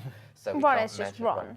Yeah. Ron is reopening nominations. Yeah, and I think that Emily Window has a strong campaign. Like you said, she's got the incumbency factor. Yeah. She has been part of the union before, which always helps it. You know, Definitely. it's shown time and time again to be a massive difference. And she's got the backing of the sports team. I was about to Having say, come from being yeah. VP Sports, and from my understanding, being very well liked Yes. as a VP Sports, hasn't done anything. You know, hasn't done anything bad. Hasn't been, you know, caught out doing anything awful. And so she really has, you know, got a big supporter base, not just in her campaign team, but in the sports teams as well. So that's kind of hard to beat. But like you said, from the social side and from out on the plaza as well, you kind of see that people are still engaging with KG and Kirby. They are engaging with the other candidates, and it is, you know, there is potential for it to be a tight race. Exactly. No, and I mean, when we compare your sort of statistics to the Inquire exit polls, it looks like you've basically said, oh, actually, no, because in the exit polls, it's got 49% for Emily, 27% for Kirby, 18% for KG, and 7% for Adam. So, I mean, it's not that big of a difference, but I think the difference with that is that because it's Inquire's poll and Inquire have shared it, they're going to have a slight bias towards Kirby, because Kirby's KTV, and a lot of Inquire members will know Kirby, they'll have seen around the SMC. Yeah. So, I mean, while student media is normally one of the more engaged societies, so that will somewhat come out in the result, it means potentially he could get a slightly more favourable viewing in this, and it's no negative reflection on Inquire's exit poll, No, definitely not. Unavoidable element of them doing it the way they did. Yeah. But it means that he might get a slightly higher showing Whereas with this method, in comparison, because everyone can participate in it, Yes. you get rid of some of that bias. The only problem is that everyone can participate in it. So these likes and shares could have come from their mum.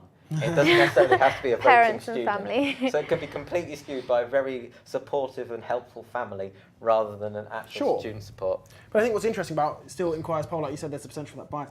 There's no doubting that Emily comes away with 49% and Kirby still comes in at 27%, which means that no matter what, there might be those slight biases, Emily still wins out, which is interesting. It kind of lines up, at least as from a Victor perspective, from the top, still got Emily winning. And like we said, there's the sports factor. There is, she has been doing a lot of work campaigning, gotten a lot of support from societies, a lot of endorsements over the last couple of weeks, and that's a big deal because, it only takes, like we saw with the academic experience just now, it only takes a few votes to sway it. Yes. But when you've got big societies, things like Kent Dance coming on board, the bigger the better, coming on board to support you, you are going to start slowly tipping the vote in your favour. Yeah, no, and definitely with the experience this she has as well, she knows what she's doing, she knows how to campaign, she's campaigned before. So with that as well, she's got the edge of being more experienced than the other candidates. Yeah, and I think in the manifestos, everybody talked about the gym membership review. Everyone talked about reviewing Kent Sport memberships, but only she's done it. She's the one who put the time into the survey. She's the one who did it. So it's, it's her baby, it's her project. It's something Sab's been trying to do for years, but it's something that she's getting off the ground and putting real work into. So anybody else is going to be picking up where she left off, which is fine, but she's the one who's been seen around handing out surveys, pestering you to do a survey in the library and trying to work, but offering a free coffee in exchange for doing it. So she's done a lot if nothing of work else, on it. the free coffee might have swayed people as well when she was doing the survey. Free coffee for students is always a bonus. Absolutely. Also, she's got the advantage when it comes to campaigning with the pages and whatnot. It's because she did a campaign last year. She used the same campaign page, so she's got all the likes from last year, all the follows from last year, and still in. She had a campaign team last year. She knows how to run an election, how to run it successfully. So, that's if you look, most incumbents win because they know how the system operates. Stuart did better, won in his second year because he knew, or second year of running, because he knew how the system operated. I think Dave ran lots of times before he eventually won because he knew how the system operated. So that sort of edge of having successful campaign pages, having successful outreach, having that base and knowing how it works can really make a difference, because a lot of the other candidates, you get the sense that they're nervous, they don't really know how it works. The interviews you've done, they've mentioned it, Victoria and Laura, that they've been nervous, they haven't really known what to expect, and so they don't have that advantage that Emily has, that she goes, I know how this week works, I know what I need to do, I need this on this day, this on this day. So it's much easier for her to actually campaign. And she's not doing a degree alongside it. She can take a week off work, she can completely devote a week to it, where as if you're a student running for a SAB position, you've got to balance your degree as well over the last few weeks of prepping your campaign materials, actually doing the campaigning online, and going and meeting all these societies. So it is, It does take a lot of time. There's definitely a sway towards an incumbent, somebody's already in the union getting that vote. But thank you very much, Matthew, for coming in and doing another bit of Matt Stats. And we'll see you before the president vote, I'm sure. But we're now going to head down to venue to see the results of the VP Student Engagement, the brand new role.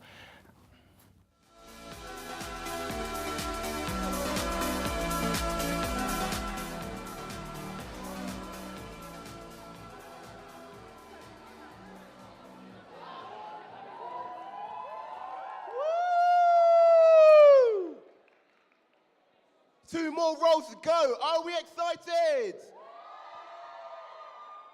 So, next position walking up the aisle is VP Student Engagement. Aisle, engagement, get it?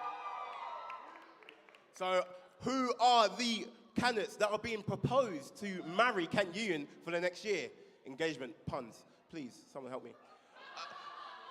Thank you. There we go. So, up for the roles we have KG Bankojo, Kirby Tyans Carmona, Emily Window,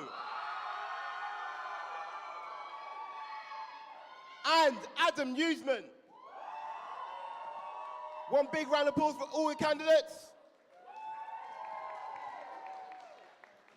So, in this election, there were 2,244 votes cast, with a quota of 1,057 votes, 0.5.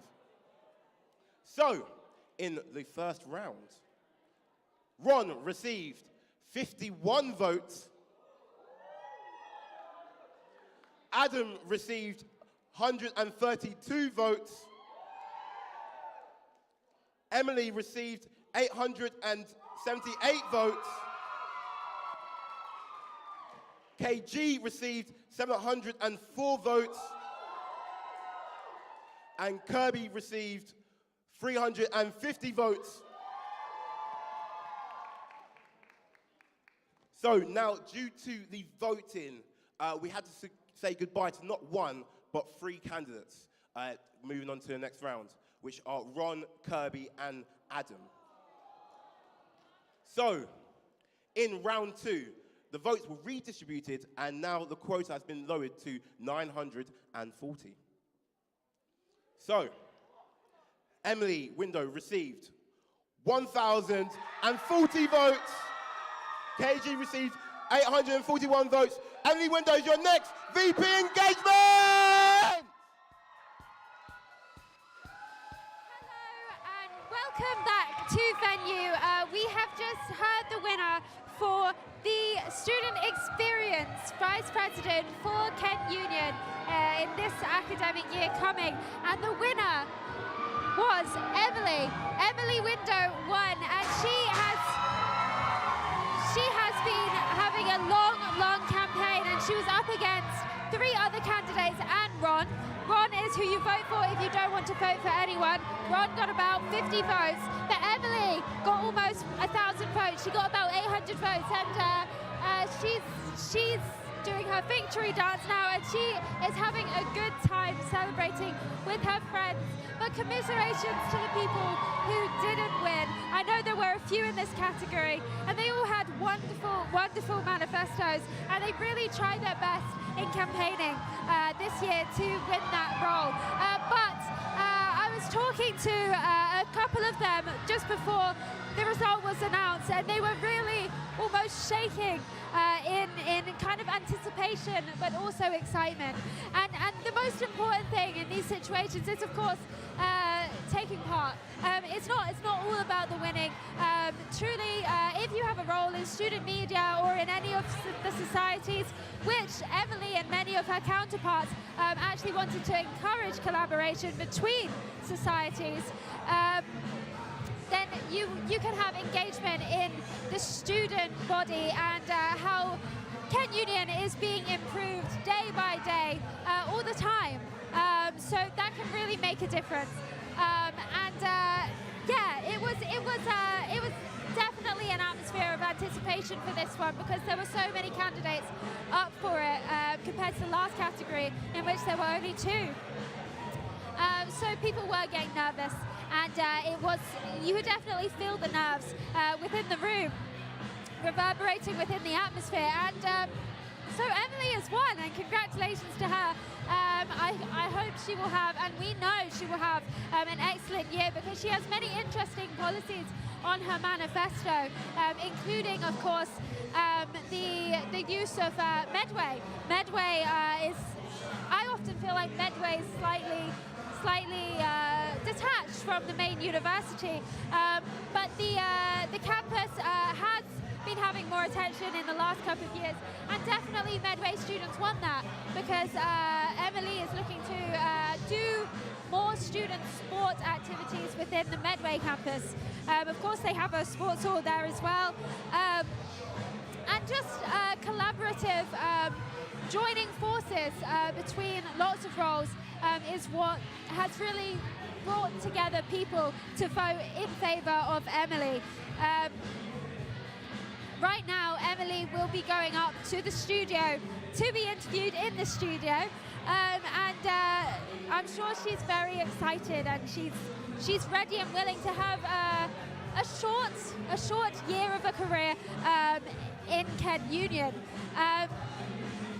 And you can get involved too. I mean, you can watch the live stream, and you can vote next year, because voting turnout this year was only 12%, and that's not the highest. A tenth of the university. It could be a lot better. With events like these in venue tonight, we've got the great party atmosphere going on, and there's a venue dance night happening after this.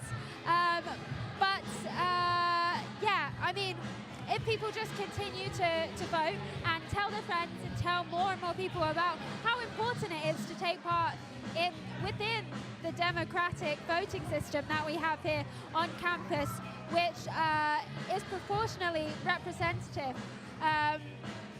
then that would be all for the better of the future of the university. Because think about all your younger siblings, they might be coming to Kent in the future, and you might be doing a postgraduate degree, or you might be leaving.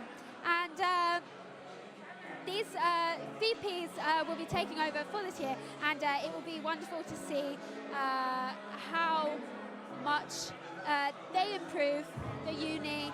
And we'll take you back up to the studio to see Emily now. Thank you. And welcome back. We're here with Emily Window, who has just been announced as the VP Student Engagement, the new role, the merger of activities and sports. How are you feeling, Emily? Been just in a bit of disbelief, really. Yeah. I mean, it's a new role, so it was kind of unexpected what would happen. Whereas if it had probably stayed sports, I would have been a bit more confident. But Sure. Yeah. You've been in and around the sports teams all year, going on plenty of socials with sports lots teams. of socials. Very well known for turning up at sports team socials. Yeah. So, you know, you definitely had the sports factor. Like you said, you know, if it had been straight VP sports, you would have been confident. Yeah, yeah. But I think that still helps, right? You know, it helps to know those people, to have those sports teams that, you know you've done good work with the gym membership review and stuff like that. I mean, that's been a really positive experience about this year, the whole gym membership stuff. But I think it's important to remember that affects all students. So I think that's why what really encouraged me to rerun, despite the role changing, is because it's a really positive thing. But yeah, I mean, I'm only the second VP Sports to rerun ever. Really? Yeah. Wow. Yeah, and be re-elected. So That's yeah, pretty intense, yeah. That's really considering it's a new role as well. So I'll take it. Yeah, how are you feeling about the new role, about merging the two together and taking on a lot more responsibility? Do you know what? Actually, not too bad. I mean, like, even as VP Sports this year, I've worked with a lot of societies and stuff. So I think it's going to be, I think it's good that there's an incumbent to see it through again, I guess, and sort of work through that transition. But yeah, just super excited. Yeah. Nice. So what's the first thing that you intend on doing as soon as you go back? Well, I remember actually a year ago when I was asked that question, like, funnily enough, I was like, I'm going to sort out the gym memberships. So literally, I guess the same answer really is just continue to work on it and build upon all the work that I've done this year. And obviously, because this is a merging of the roles, so sports with the membership, is there anything else that you intend to do on like the activities side as well? So I think my biggest manifesto point for this was the contactless fundraising, which I think would be really positive. I actually had the lacrosse team were out today doing a 24-hour pass on the plaza, and I was literally saying to people as they walked past, like, oh, wouldn't it be really good if you could pay, like, you could donate contactlessly. So yeah, that's the next big thing. Yeah, but you're clearly very positive. Everyone just saw you try and down a VK on stage. Yeah, try. It did not go well, despite the amount of sports team socials you've been on. I still tried. I put in my best effort, which is what it's all about. Spirit of sport, isn't it? Add a manifesto point for that as well. Just, you know, maybe you can, you know... Yeah, I'll work on it this year, don't worry. Prove yourself at Team Kent Ball in a few weeks. Okay, I'll do that. Revisit it, get up on stage. 100%. But yeah. We've had a lot of, well, the candidates who have won so far, we've had a lot of them comment on the fact that they wanted to collaborate a lot more. Is there any particular VP that you intend to maybe work closer with, or like anything that you want to maybe do a little bit better? I think that's quite difficult with my role in particular. I know that, for example, last year it would have been really easy to say, oh, I'll collaborate with activities, but now this whole role is literally a collaboration. But I guess probably post-grad, because there is a low post-grad engagement within both societies and sports. So I think that would be something really positive to work on for this year. Yeah, and how are you going to transfer your experience from sports across to societies? Because, you know, they're similar in some ways, but also massively different. Definitely, I completely agree. I guess it's good that I'm already in the role. I feel like I've got a very good tenure with sports teams at the moment. So I guess even what's really good about this is that for the next 6 months, even though I'm still VP Sports, I can still use this time to build up on societies and sort of get to know the incoming committees and get to know the outgoing committees, find out what the problems are. So that in September we're just ready to go. You know, there's no holding back. Yeah, and you mentioned about the contactless fundraising. Have you got anything you want to get? I guess you want to get more involved with things like RAG, stuff like that. 100%, absolutely. Even as VP Sports, like I've been really involved with fundraising this year. Obviously, Movember was a huge success around this Can Go Can, which for the first time ever we did as a fundraiser. And we raised like £700 in just 1 week.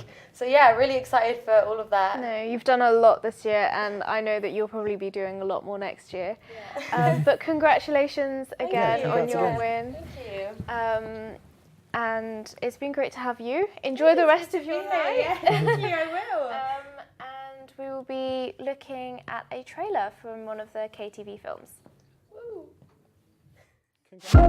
Where the hell have you been again, Leafy? Your boss has been on my back the whole night asking me where you've been. He's threatening to fire you next time you don't show up. Are you there?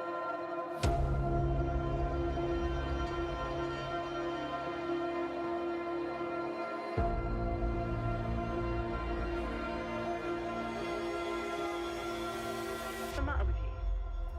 What's going on, Leafy?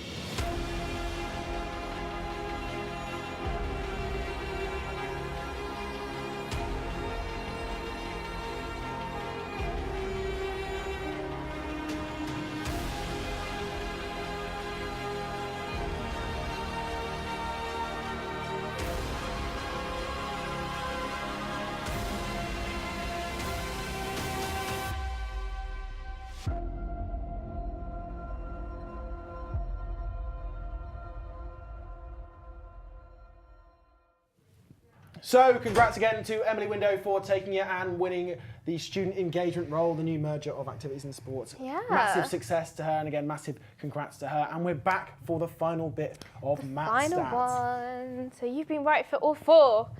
Can you get it right again? Well, I think this one's going to be a tricky one. As you can see from the graph, there is a massive column here. Can I see it? Sorry, I'm going to see it. I Oh, mean, okay, just wow. Look at the length. It's more than double any Like- of the other columns. It really is massive. 602. Yep. Yeah, so Sasha's, is that Sasha there with 602 likes. So likes? if you add the sum of every single like on every single post, you get 602. But she's got about 51 posts. So she's, oh, wow. So yeah, it's a lot of like kind of like shotgun approach almost, you know, fire out a bunch of posts and collect likes across them all almost. So if you kind of ignore the fact that she has an extremely high amount and you kind of look at the numbers, you can also see that Connor has quite a few more for likes and shares than Lauren, and their numbers are much similar. Yeah. So they're easier to make a direct comparison. So what this suggests, just based off numbers of likes and shares, is that Sasha has an edge. But the thing with Sasha is because she's just reopened the page from last year, she's got all of those already. And she also has the edge that people from various societies will probably like her stuff, so that then if she does get re-elected, or even if she's still activities for the remainder of the year, they can go, we liked your stuff. Be nice to our society. We like you in our society. So she, like Emily Window, has this thing of, you want to keep her on side because if you're part of a society or sport, it does benefit you. But as you can see, she clearly dominates just on the raw score. But if you go to the averages, you can see that actually she falls behind Connor. Oh, that's And interesting. that Connor has a higher average number of likes and average number of shares. How interesting, yeah. Can I just mention one thing? Sorry. I don't know if you've noticed the pages on Instagram, but there is one meme page, and I think it's the I'm Just UKC one, and they have just been constantly firing out sort of like posts and stories for people to vote for Connor. Yeah, I've seen it on one of the university. I think it's University of Kent Memes is doing it as well. Yes. There's a massive following from whoever's controlling those pages. Clearly a Connor fan. Yeah. But they're putting out content for Connor, so that's interesting as well. Do you think that might sway? Do you think that's something that might have influenced these numbers that you've got there? I think it could have an influence. I know of the person that runs the pages and their connections, and so I'm not surprised that they've chosen to endorse the way they do, because that does reflect their views regarding freedom of speech and liberty on campus. So they do have that kind of element that I can understand why. But because I'm not on Instagram, I'm very outdated. I'm not even on Twitter. The President of the United States has better Twitter game than me. Don't know if that's good or bad considering what he tweets, but he has better Twitter game. But I think this it's hard to tell how much just kind of constantly barraging about politics on one stream will make a difference, because you don't know if people are engaging with that, or if when they're liking the page, they're just liking the funny meme. I assume there's funny memes. Yeah. Oh, there's quite a lot. Yeah, I've they're seen quite a popular. They're few. certainly popular pages, but I think you're right in the sense that people probably don't get their advice on union politics from a meme page. No, I don't think so. I'd like to think it doesn't have that much of a sway. They don't go, you know what, I like University of Kent memes. I'm going to vote the same way as them because they're a lot of fun. Yeah, no, they know. Because that would be straight. That would seem like a pretty strange way to pick your votes. But hey, turnout's not been great, so we could be swayed either way at this point. That's what I'm saying. I was quite, when you kind of showed up this sort of like massive bar chart that I can't really see very clearly, I just kind of remembered, I was like, oh wait, but he's been endorsed by all these meme pages which do have a lot of followers, so they're all run by the same person. That person has a certain agenda that agrees with Connor. So it's not so much that he's been endorsed by lots of pages, than he's been endorsed by an individual with lots of influence. I see. Which makes a lot of difference from back end, but Yeah. you know, to the average person looking at it on Instagram, they'd never know. Yeah, exactly. No, but just because all these pages seem to be endorsing somebody, considering his freedom of speech stance, it's also not that surprising that pages which basically make fun of people, like the idea of somebody that says you can say what you like as long as you're not too offensive, you can be moderately offensive. So somebody that doesn't mind inviting controversial speakers to campus and doesn't mind engaging with them is somebody that's more likely to have a page that isn't afraid of offending people and then would support a candidate that isn't afraid of having things that might offend people. And I think that's the difference, is that Sasha and Lauren are similar in a few ways, because Connor's kind of this outsider free speech candidate, whereas the other two are much more union insiders. Yeah, we mentioned that. We said that, you know, the other two, Sasha and Lauren, are very much like in the union. They're very inside the union. You know, Sasha's obviously incumbent. She's worked there for a year. Lauren has had loads of involvement with students at Medway, Knights ice hockey team. She is very, very union focused. And then you're right, Connor is this outlier. He is, you know, almost not anti-union, but, you know, something needs to change. Yeah, he does seem, during the debate, he did seem to be quite, I think the union's doing this wrong. I think it should be done this way, sort of like, not exactly the words he said, but that kind of seemed to be the attitude that he was somewhat having. critical and looking to make big sweeping changes. Yes, and so I think that's what kind of made the debate a lot more interesting to watch from that kind of point of view, because there was a lot of like friction, and you could tell that some of the other two candidates were kind of getting a bit annoyed by what he was saying. And he did have some good points, I will say. They all kind of did, but his were very kind of broad and out there and like, let's have all these massive changes, and yeah, they were big. They were big. They were very big. They were very away from what the other said. Like it was one where, you know, Sasha and Lauren had lots of crossover, and then Connor is like, I'm going to do everything differently. It's like the outlier, which I think a lot of people could align with, because I think the low turnout potentially speaks to the fact that people aren't happy with the way things are, and so somebody who comes in and promises to shake it all up might seem like a better option to some people. Yeah. The problem, and it will be reflected in Choir's polling and in the way that we've done this as well, is that there's multiple votes, and the idea is that if Connor doesn't win early on, he's in trouble. So it's kind of like Corbyn when he ran for leadership in 2015. He kind of thought, if he doesn't win early on, when they start removing Andy Burnham and Yvette Cooper, people that like Yvette Cooper probably like Andy Burnham and vice versa. They probably don't like Corbyn as much. So you have this thing of, once you start removing candidates, I think if Lauren or Sasha go, more of their votes are likely to go to the other one than to Connor. And we are going to have to quickly cut you off there, so we can go down to venue again, I believe, for the final results. The union president, and we're going to cut down to that now.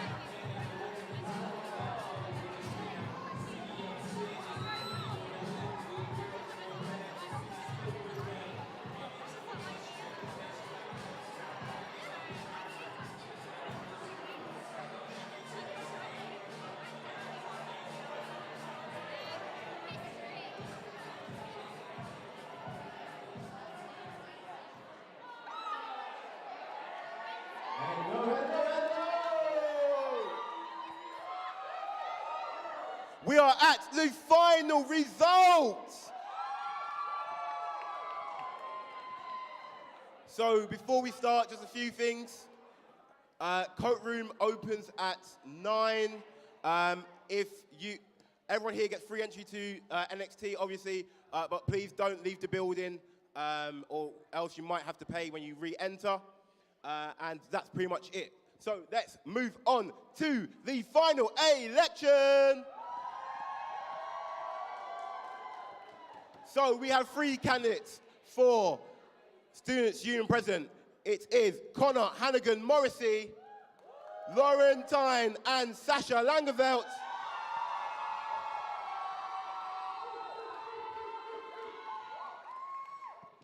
So one last shout for everyone, just a well done to all the candidates. So there were 2,261 votes in this election, with the quota to be elected 1,130.5. So Ron in round 1 received 55 votes. Connor received 492 votes. Lauren received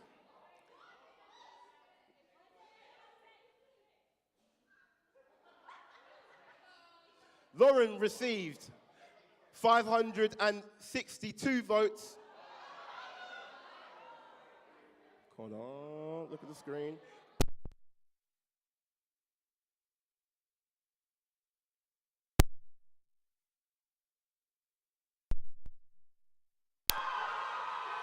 Sasha passed the quota in the first round, and Sasha, you're duly elected president!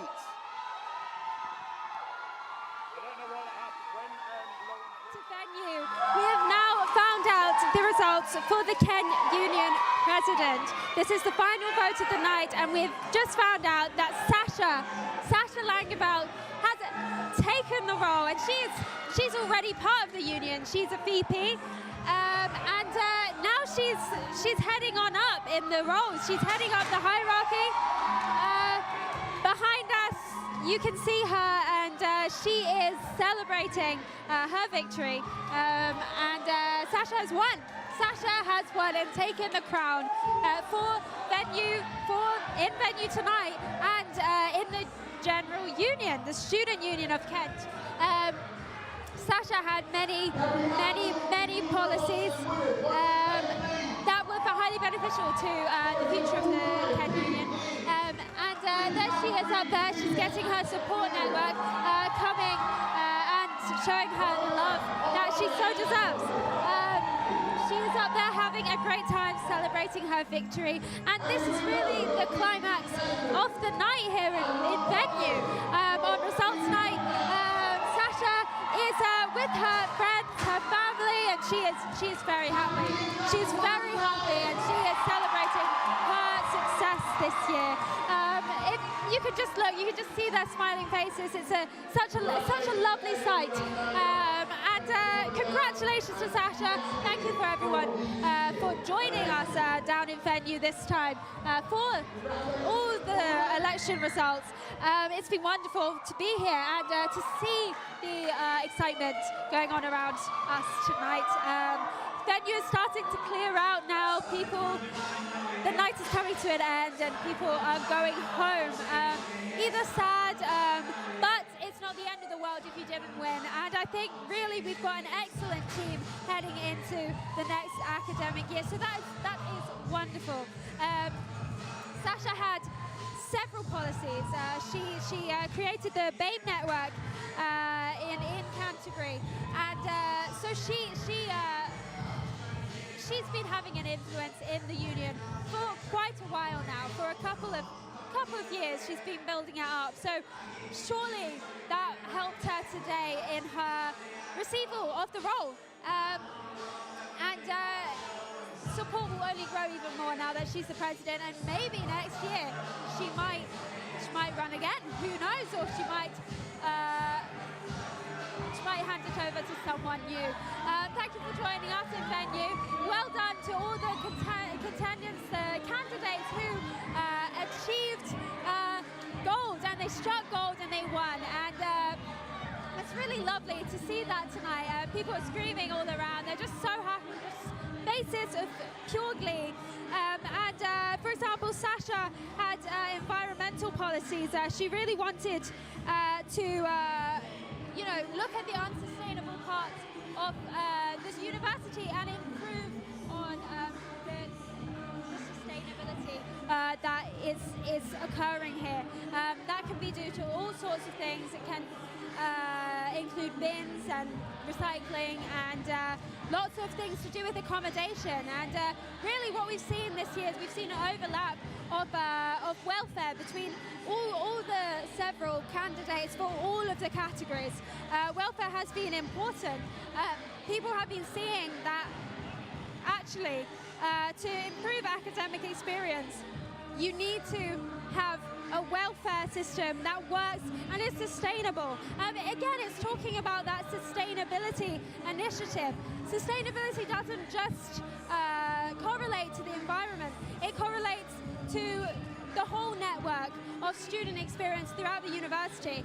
And really that is what has triumphed this year above all, looking at manifestos and seeing that altogether people really just want a solid improval of the university's sustainability in general, academically, environmentally, and to do with welfare. We had other candidates which, of course, Sasha was against, and they wanted to improve transparency and clarity. We can see Connor in his manifesto wanting to improve clarity of communication and transparency within the university and wanting to reform certain societies. Which is really important because we always need a constant renewal and a constant evolution of societies, collaborations, etc.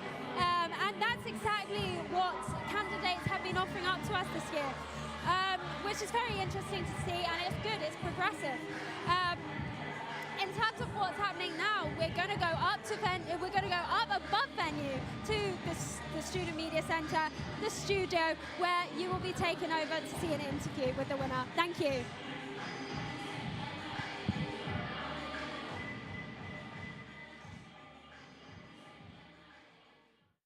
And we're back. Congratulations, Sasha. That's the final one of the evening, and you've won Union President. How do you feel? It's amazing. I don't know, like, yeah, I really just don't know what to say. My team did an amazing job, and it has been a tough week. The weather was trash, but we have powered through. We even got stuck on the motorway because there was a massive crash. I think it was Wednesday. But it's been a crazy week. Like, my ears are warm. Like, I don't know what's happening. You did it though. You've got here, and it's amazing because I don't know if I think people have picked up on it, but we now have an all-female. Yes, it's Happy International. Yeah, Women's exactly. Day. What are the it's a big deal. Fantastic. It's amazing. I don't even know what to say. It's just really cool. I love it. Yep. I just don't know what to say. You see me feel like very. Yeah. It's just like it's quite crazy because. Like, again, like in 2016, I did the protest against the union, and then I ran to be a sabbatical officer last year, and I was like, well, what the hell am I doing? And I think I've done a lot of positive change, and I think the union has changed a lot in the year. Like, there's always like room for improvements, and it's never perfect, but nothing is. So becoming president this year, I don't know, it's crazy. Like, loads of people thought that I would go for it in my sabbatical year, but trust me, the way that this year has gone, nobody really understands like the pressure is put on a sabbatical officer, like especially when it comes to mental health. Like, I swear, this year I have definitely had like about 2.5 panic attacks. It's been such a stressful job. So when my friends are like, "You're going again?" and I'm like, "Yeah, I'm going again," because I think it's not enough to give 1 year because your things are not finished, the things that you started. So I feel like when they're not like finished, you're kind of doing injustice for the people who voted you in the first place. So I was like, I can do it. It's only a year. So yeah, I'm just crazy. Wow. That's amazing. So do you have anything in particular that as soon as you kind of go back to, you know, Monday, back to the office and everything, what is the one thing that you really want to be doing? You're going to kick Aaron out straight away. No. I have a lot of duties to my vice president activities. It is the last of the activities realm or whatever you want to call it. So I have a lot of emails to look at because I'm hosting the Cultural Food Festival on the 20th of March. So don't know where the camera is, but book your tickets. But yeah, so I have a lot of things to do, as well as buy your Kent African Summit tickets. That's going to be next week Saturday actually. So there's a lot of events going on, and also the awards are coming up soon. Sure. So there's a lot to do and a lot to praise students for the stuff that they've done already this year. Yeah, so amazing. That is just fantastic. And again, congratulations. Thanks for coming in. Go and celebrate, have an amazing time, and we are going to go to finish up with our film festival trailer.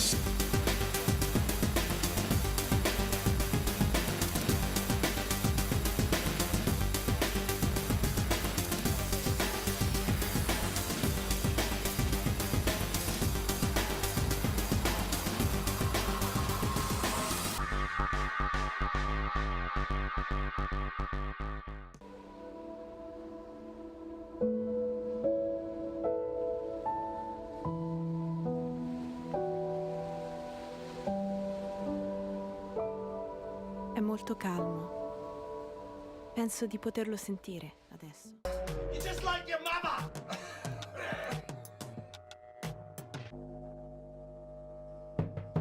Wait, mate, you're done in there.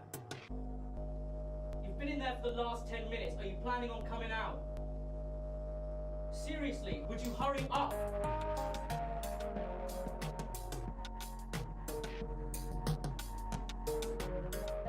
Guess it must have belonged to that guy I was fighting last night. Fuck's sake, Joe. It was only happening because of your bloody ex.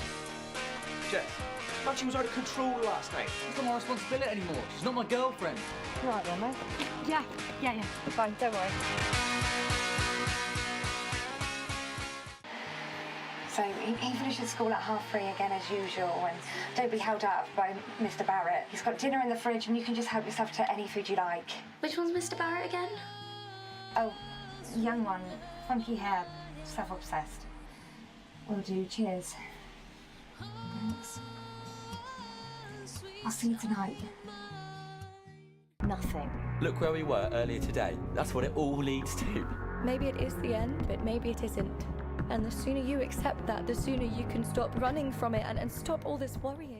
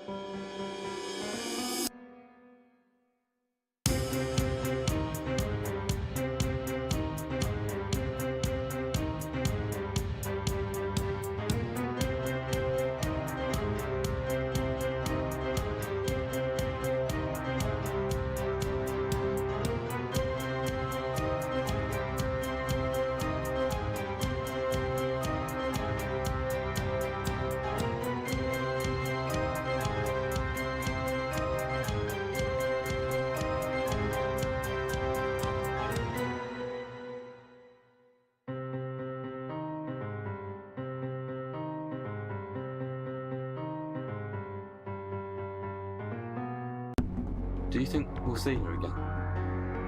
What do you mean? The priest at the service today. Do you think he was right? Do you know what I think? Nothing. What can we do to change what happened? Nothing. Look where we were earlier today. That's what it all leads to. Maybe it is the end, but maybe it isn't. And the sooner you accept that, the sooner you can stop running from it and stop all this worrying. Some of these things need a leap into the unknown.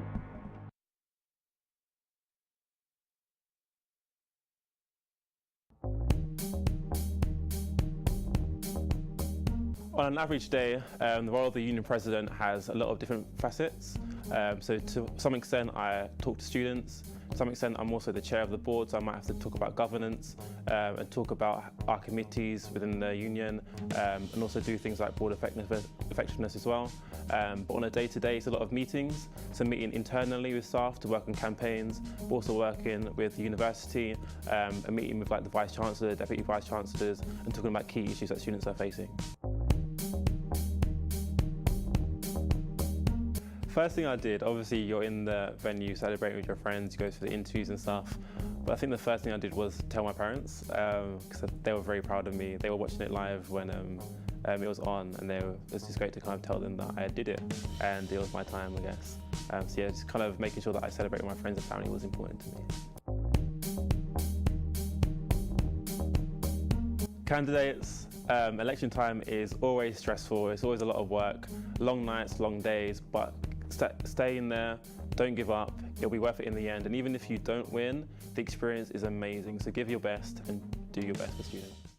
And welcome back for the final time. We have all of our new sabbatical officers here. Congratulations! Guys, how are you feeling? I mean, that was pretty obvious, but you guys are Emily's trying to hold it together. What's happening right now? It's just been, I think it's quite exciting. As we said before, it's International Women's Day, so it's quite an amazing day for all of us to be elected. Me, I am quite speechless, so all I can do is blah, blah, blah, blah.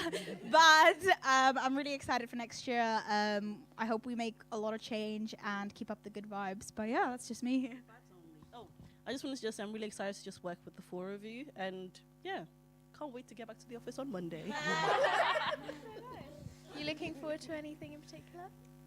I don't know, I just think it's like great that we've got this all-women team, and I know it's like really awful to say, but like we're pretty powerful together. And like I love you all, so yes, I'm looking forward to it. You know what? I'm so ready to stand up and say what I say and to represent people who don't have a voice, and postgrads don't have a voice, and I'm here and I'm ready to be so honest, and I will fight what I need to fight for them, because that is who I am. Oh, okay. Just go round the back. Oh, okay. I actually just want to say hi to my mum, because she is actually watching. So hi, mum. And everyone say hi to my everyone say hi to my new dog as well. He's called Rex. Hi, Rex. So yeah, that's just happened. And yeah, just retweet what everyone else has said. Yeah, so you guys have all done a fantastic job. You've campaigned ridiculously hard this week. It's been tough. We've heard from all of you that you guys have had a real, a tough time. But has anybody got a standout moment from campaign this week? Maybe a funny one? I think making my Puff Girl videos. Like, that took me, best believe that video took me 4 days to put captions and everything. Sorry.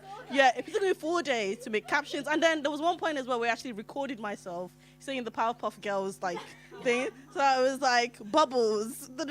Yeah, it was a mess, but that was like the best. And also recording my campaign video as well was amazing, because I had like my campaign team there. So yeah. Awesome. Any other standout memories?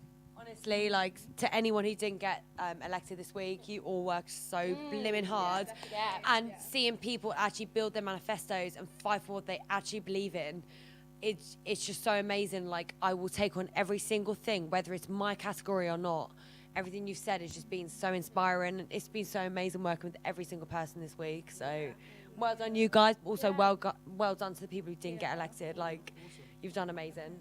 So I think once again, a massive congratulations to you guys. It has been a tough battle for all of you. Even you guys, you're coming back for a second one round, it's been tough, right? Back at it again. 2 times. I think we can all agree you've had a fantastic time, right? Yeah. As in like running? Or Yeah, running for it, yeah. Oh, yeah. We went to Medway and we petted some goats. It was so cool. I think it was also quite different this year as well, because we only had to write 6 manifesto points. So it was quite different. And that's tough. Yeah, exactly. Yeah, so, I mean, again, thank you guys for coming in. Congratulations. And we're now going to head off to a short video.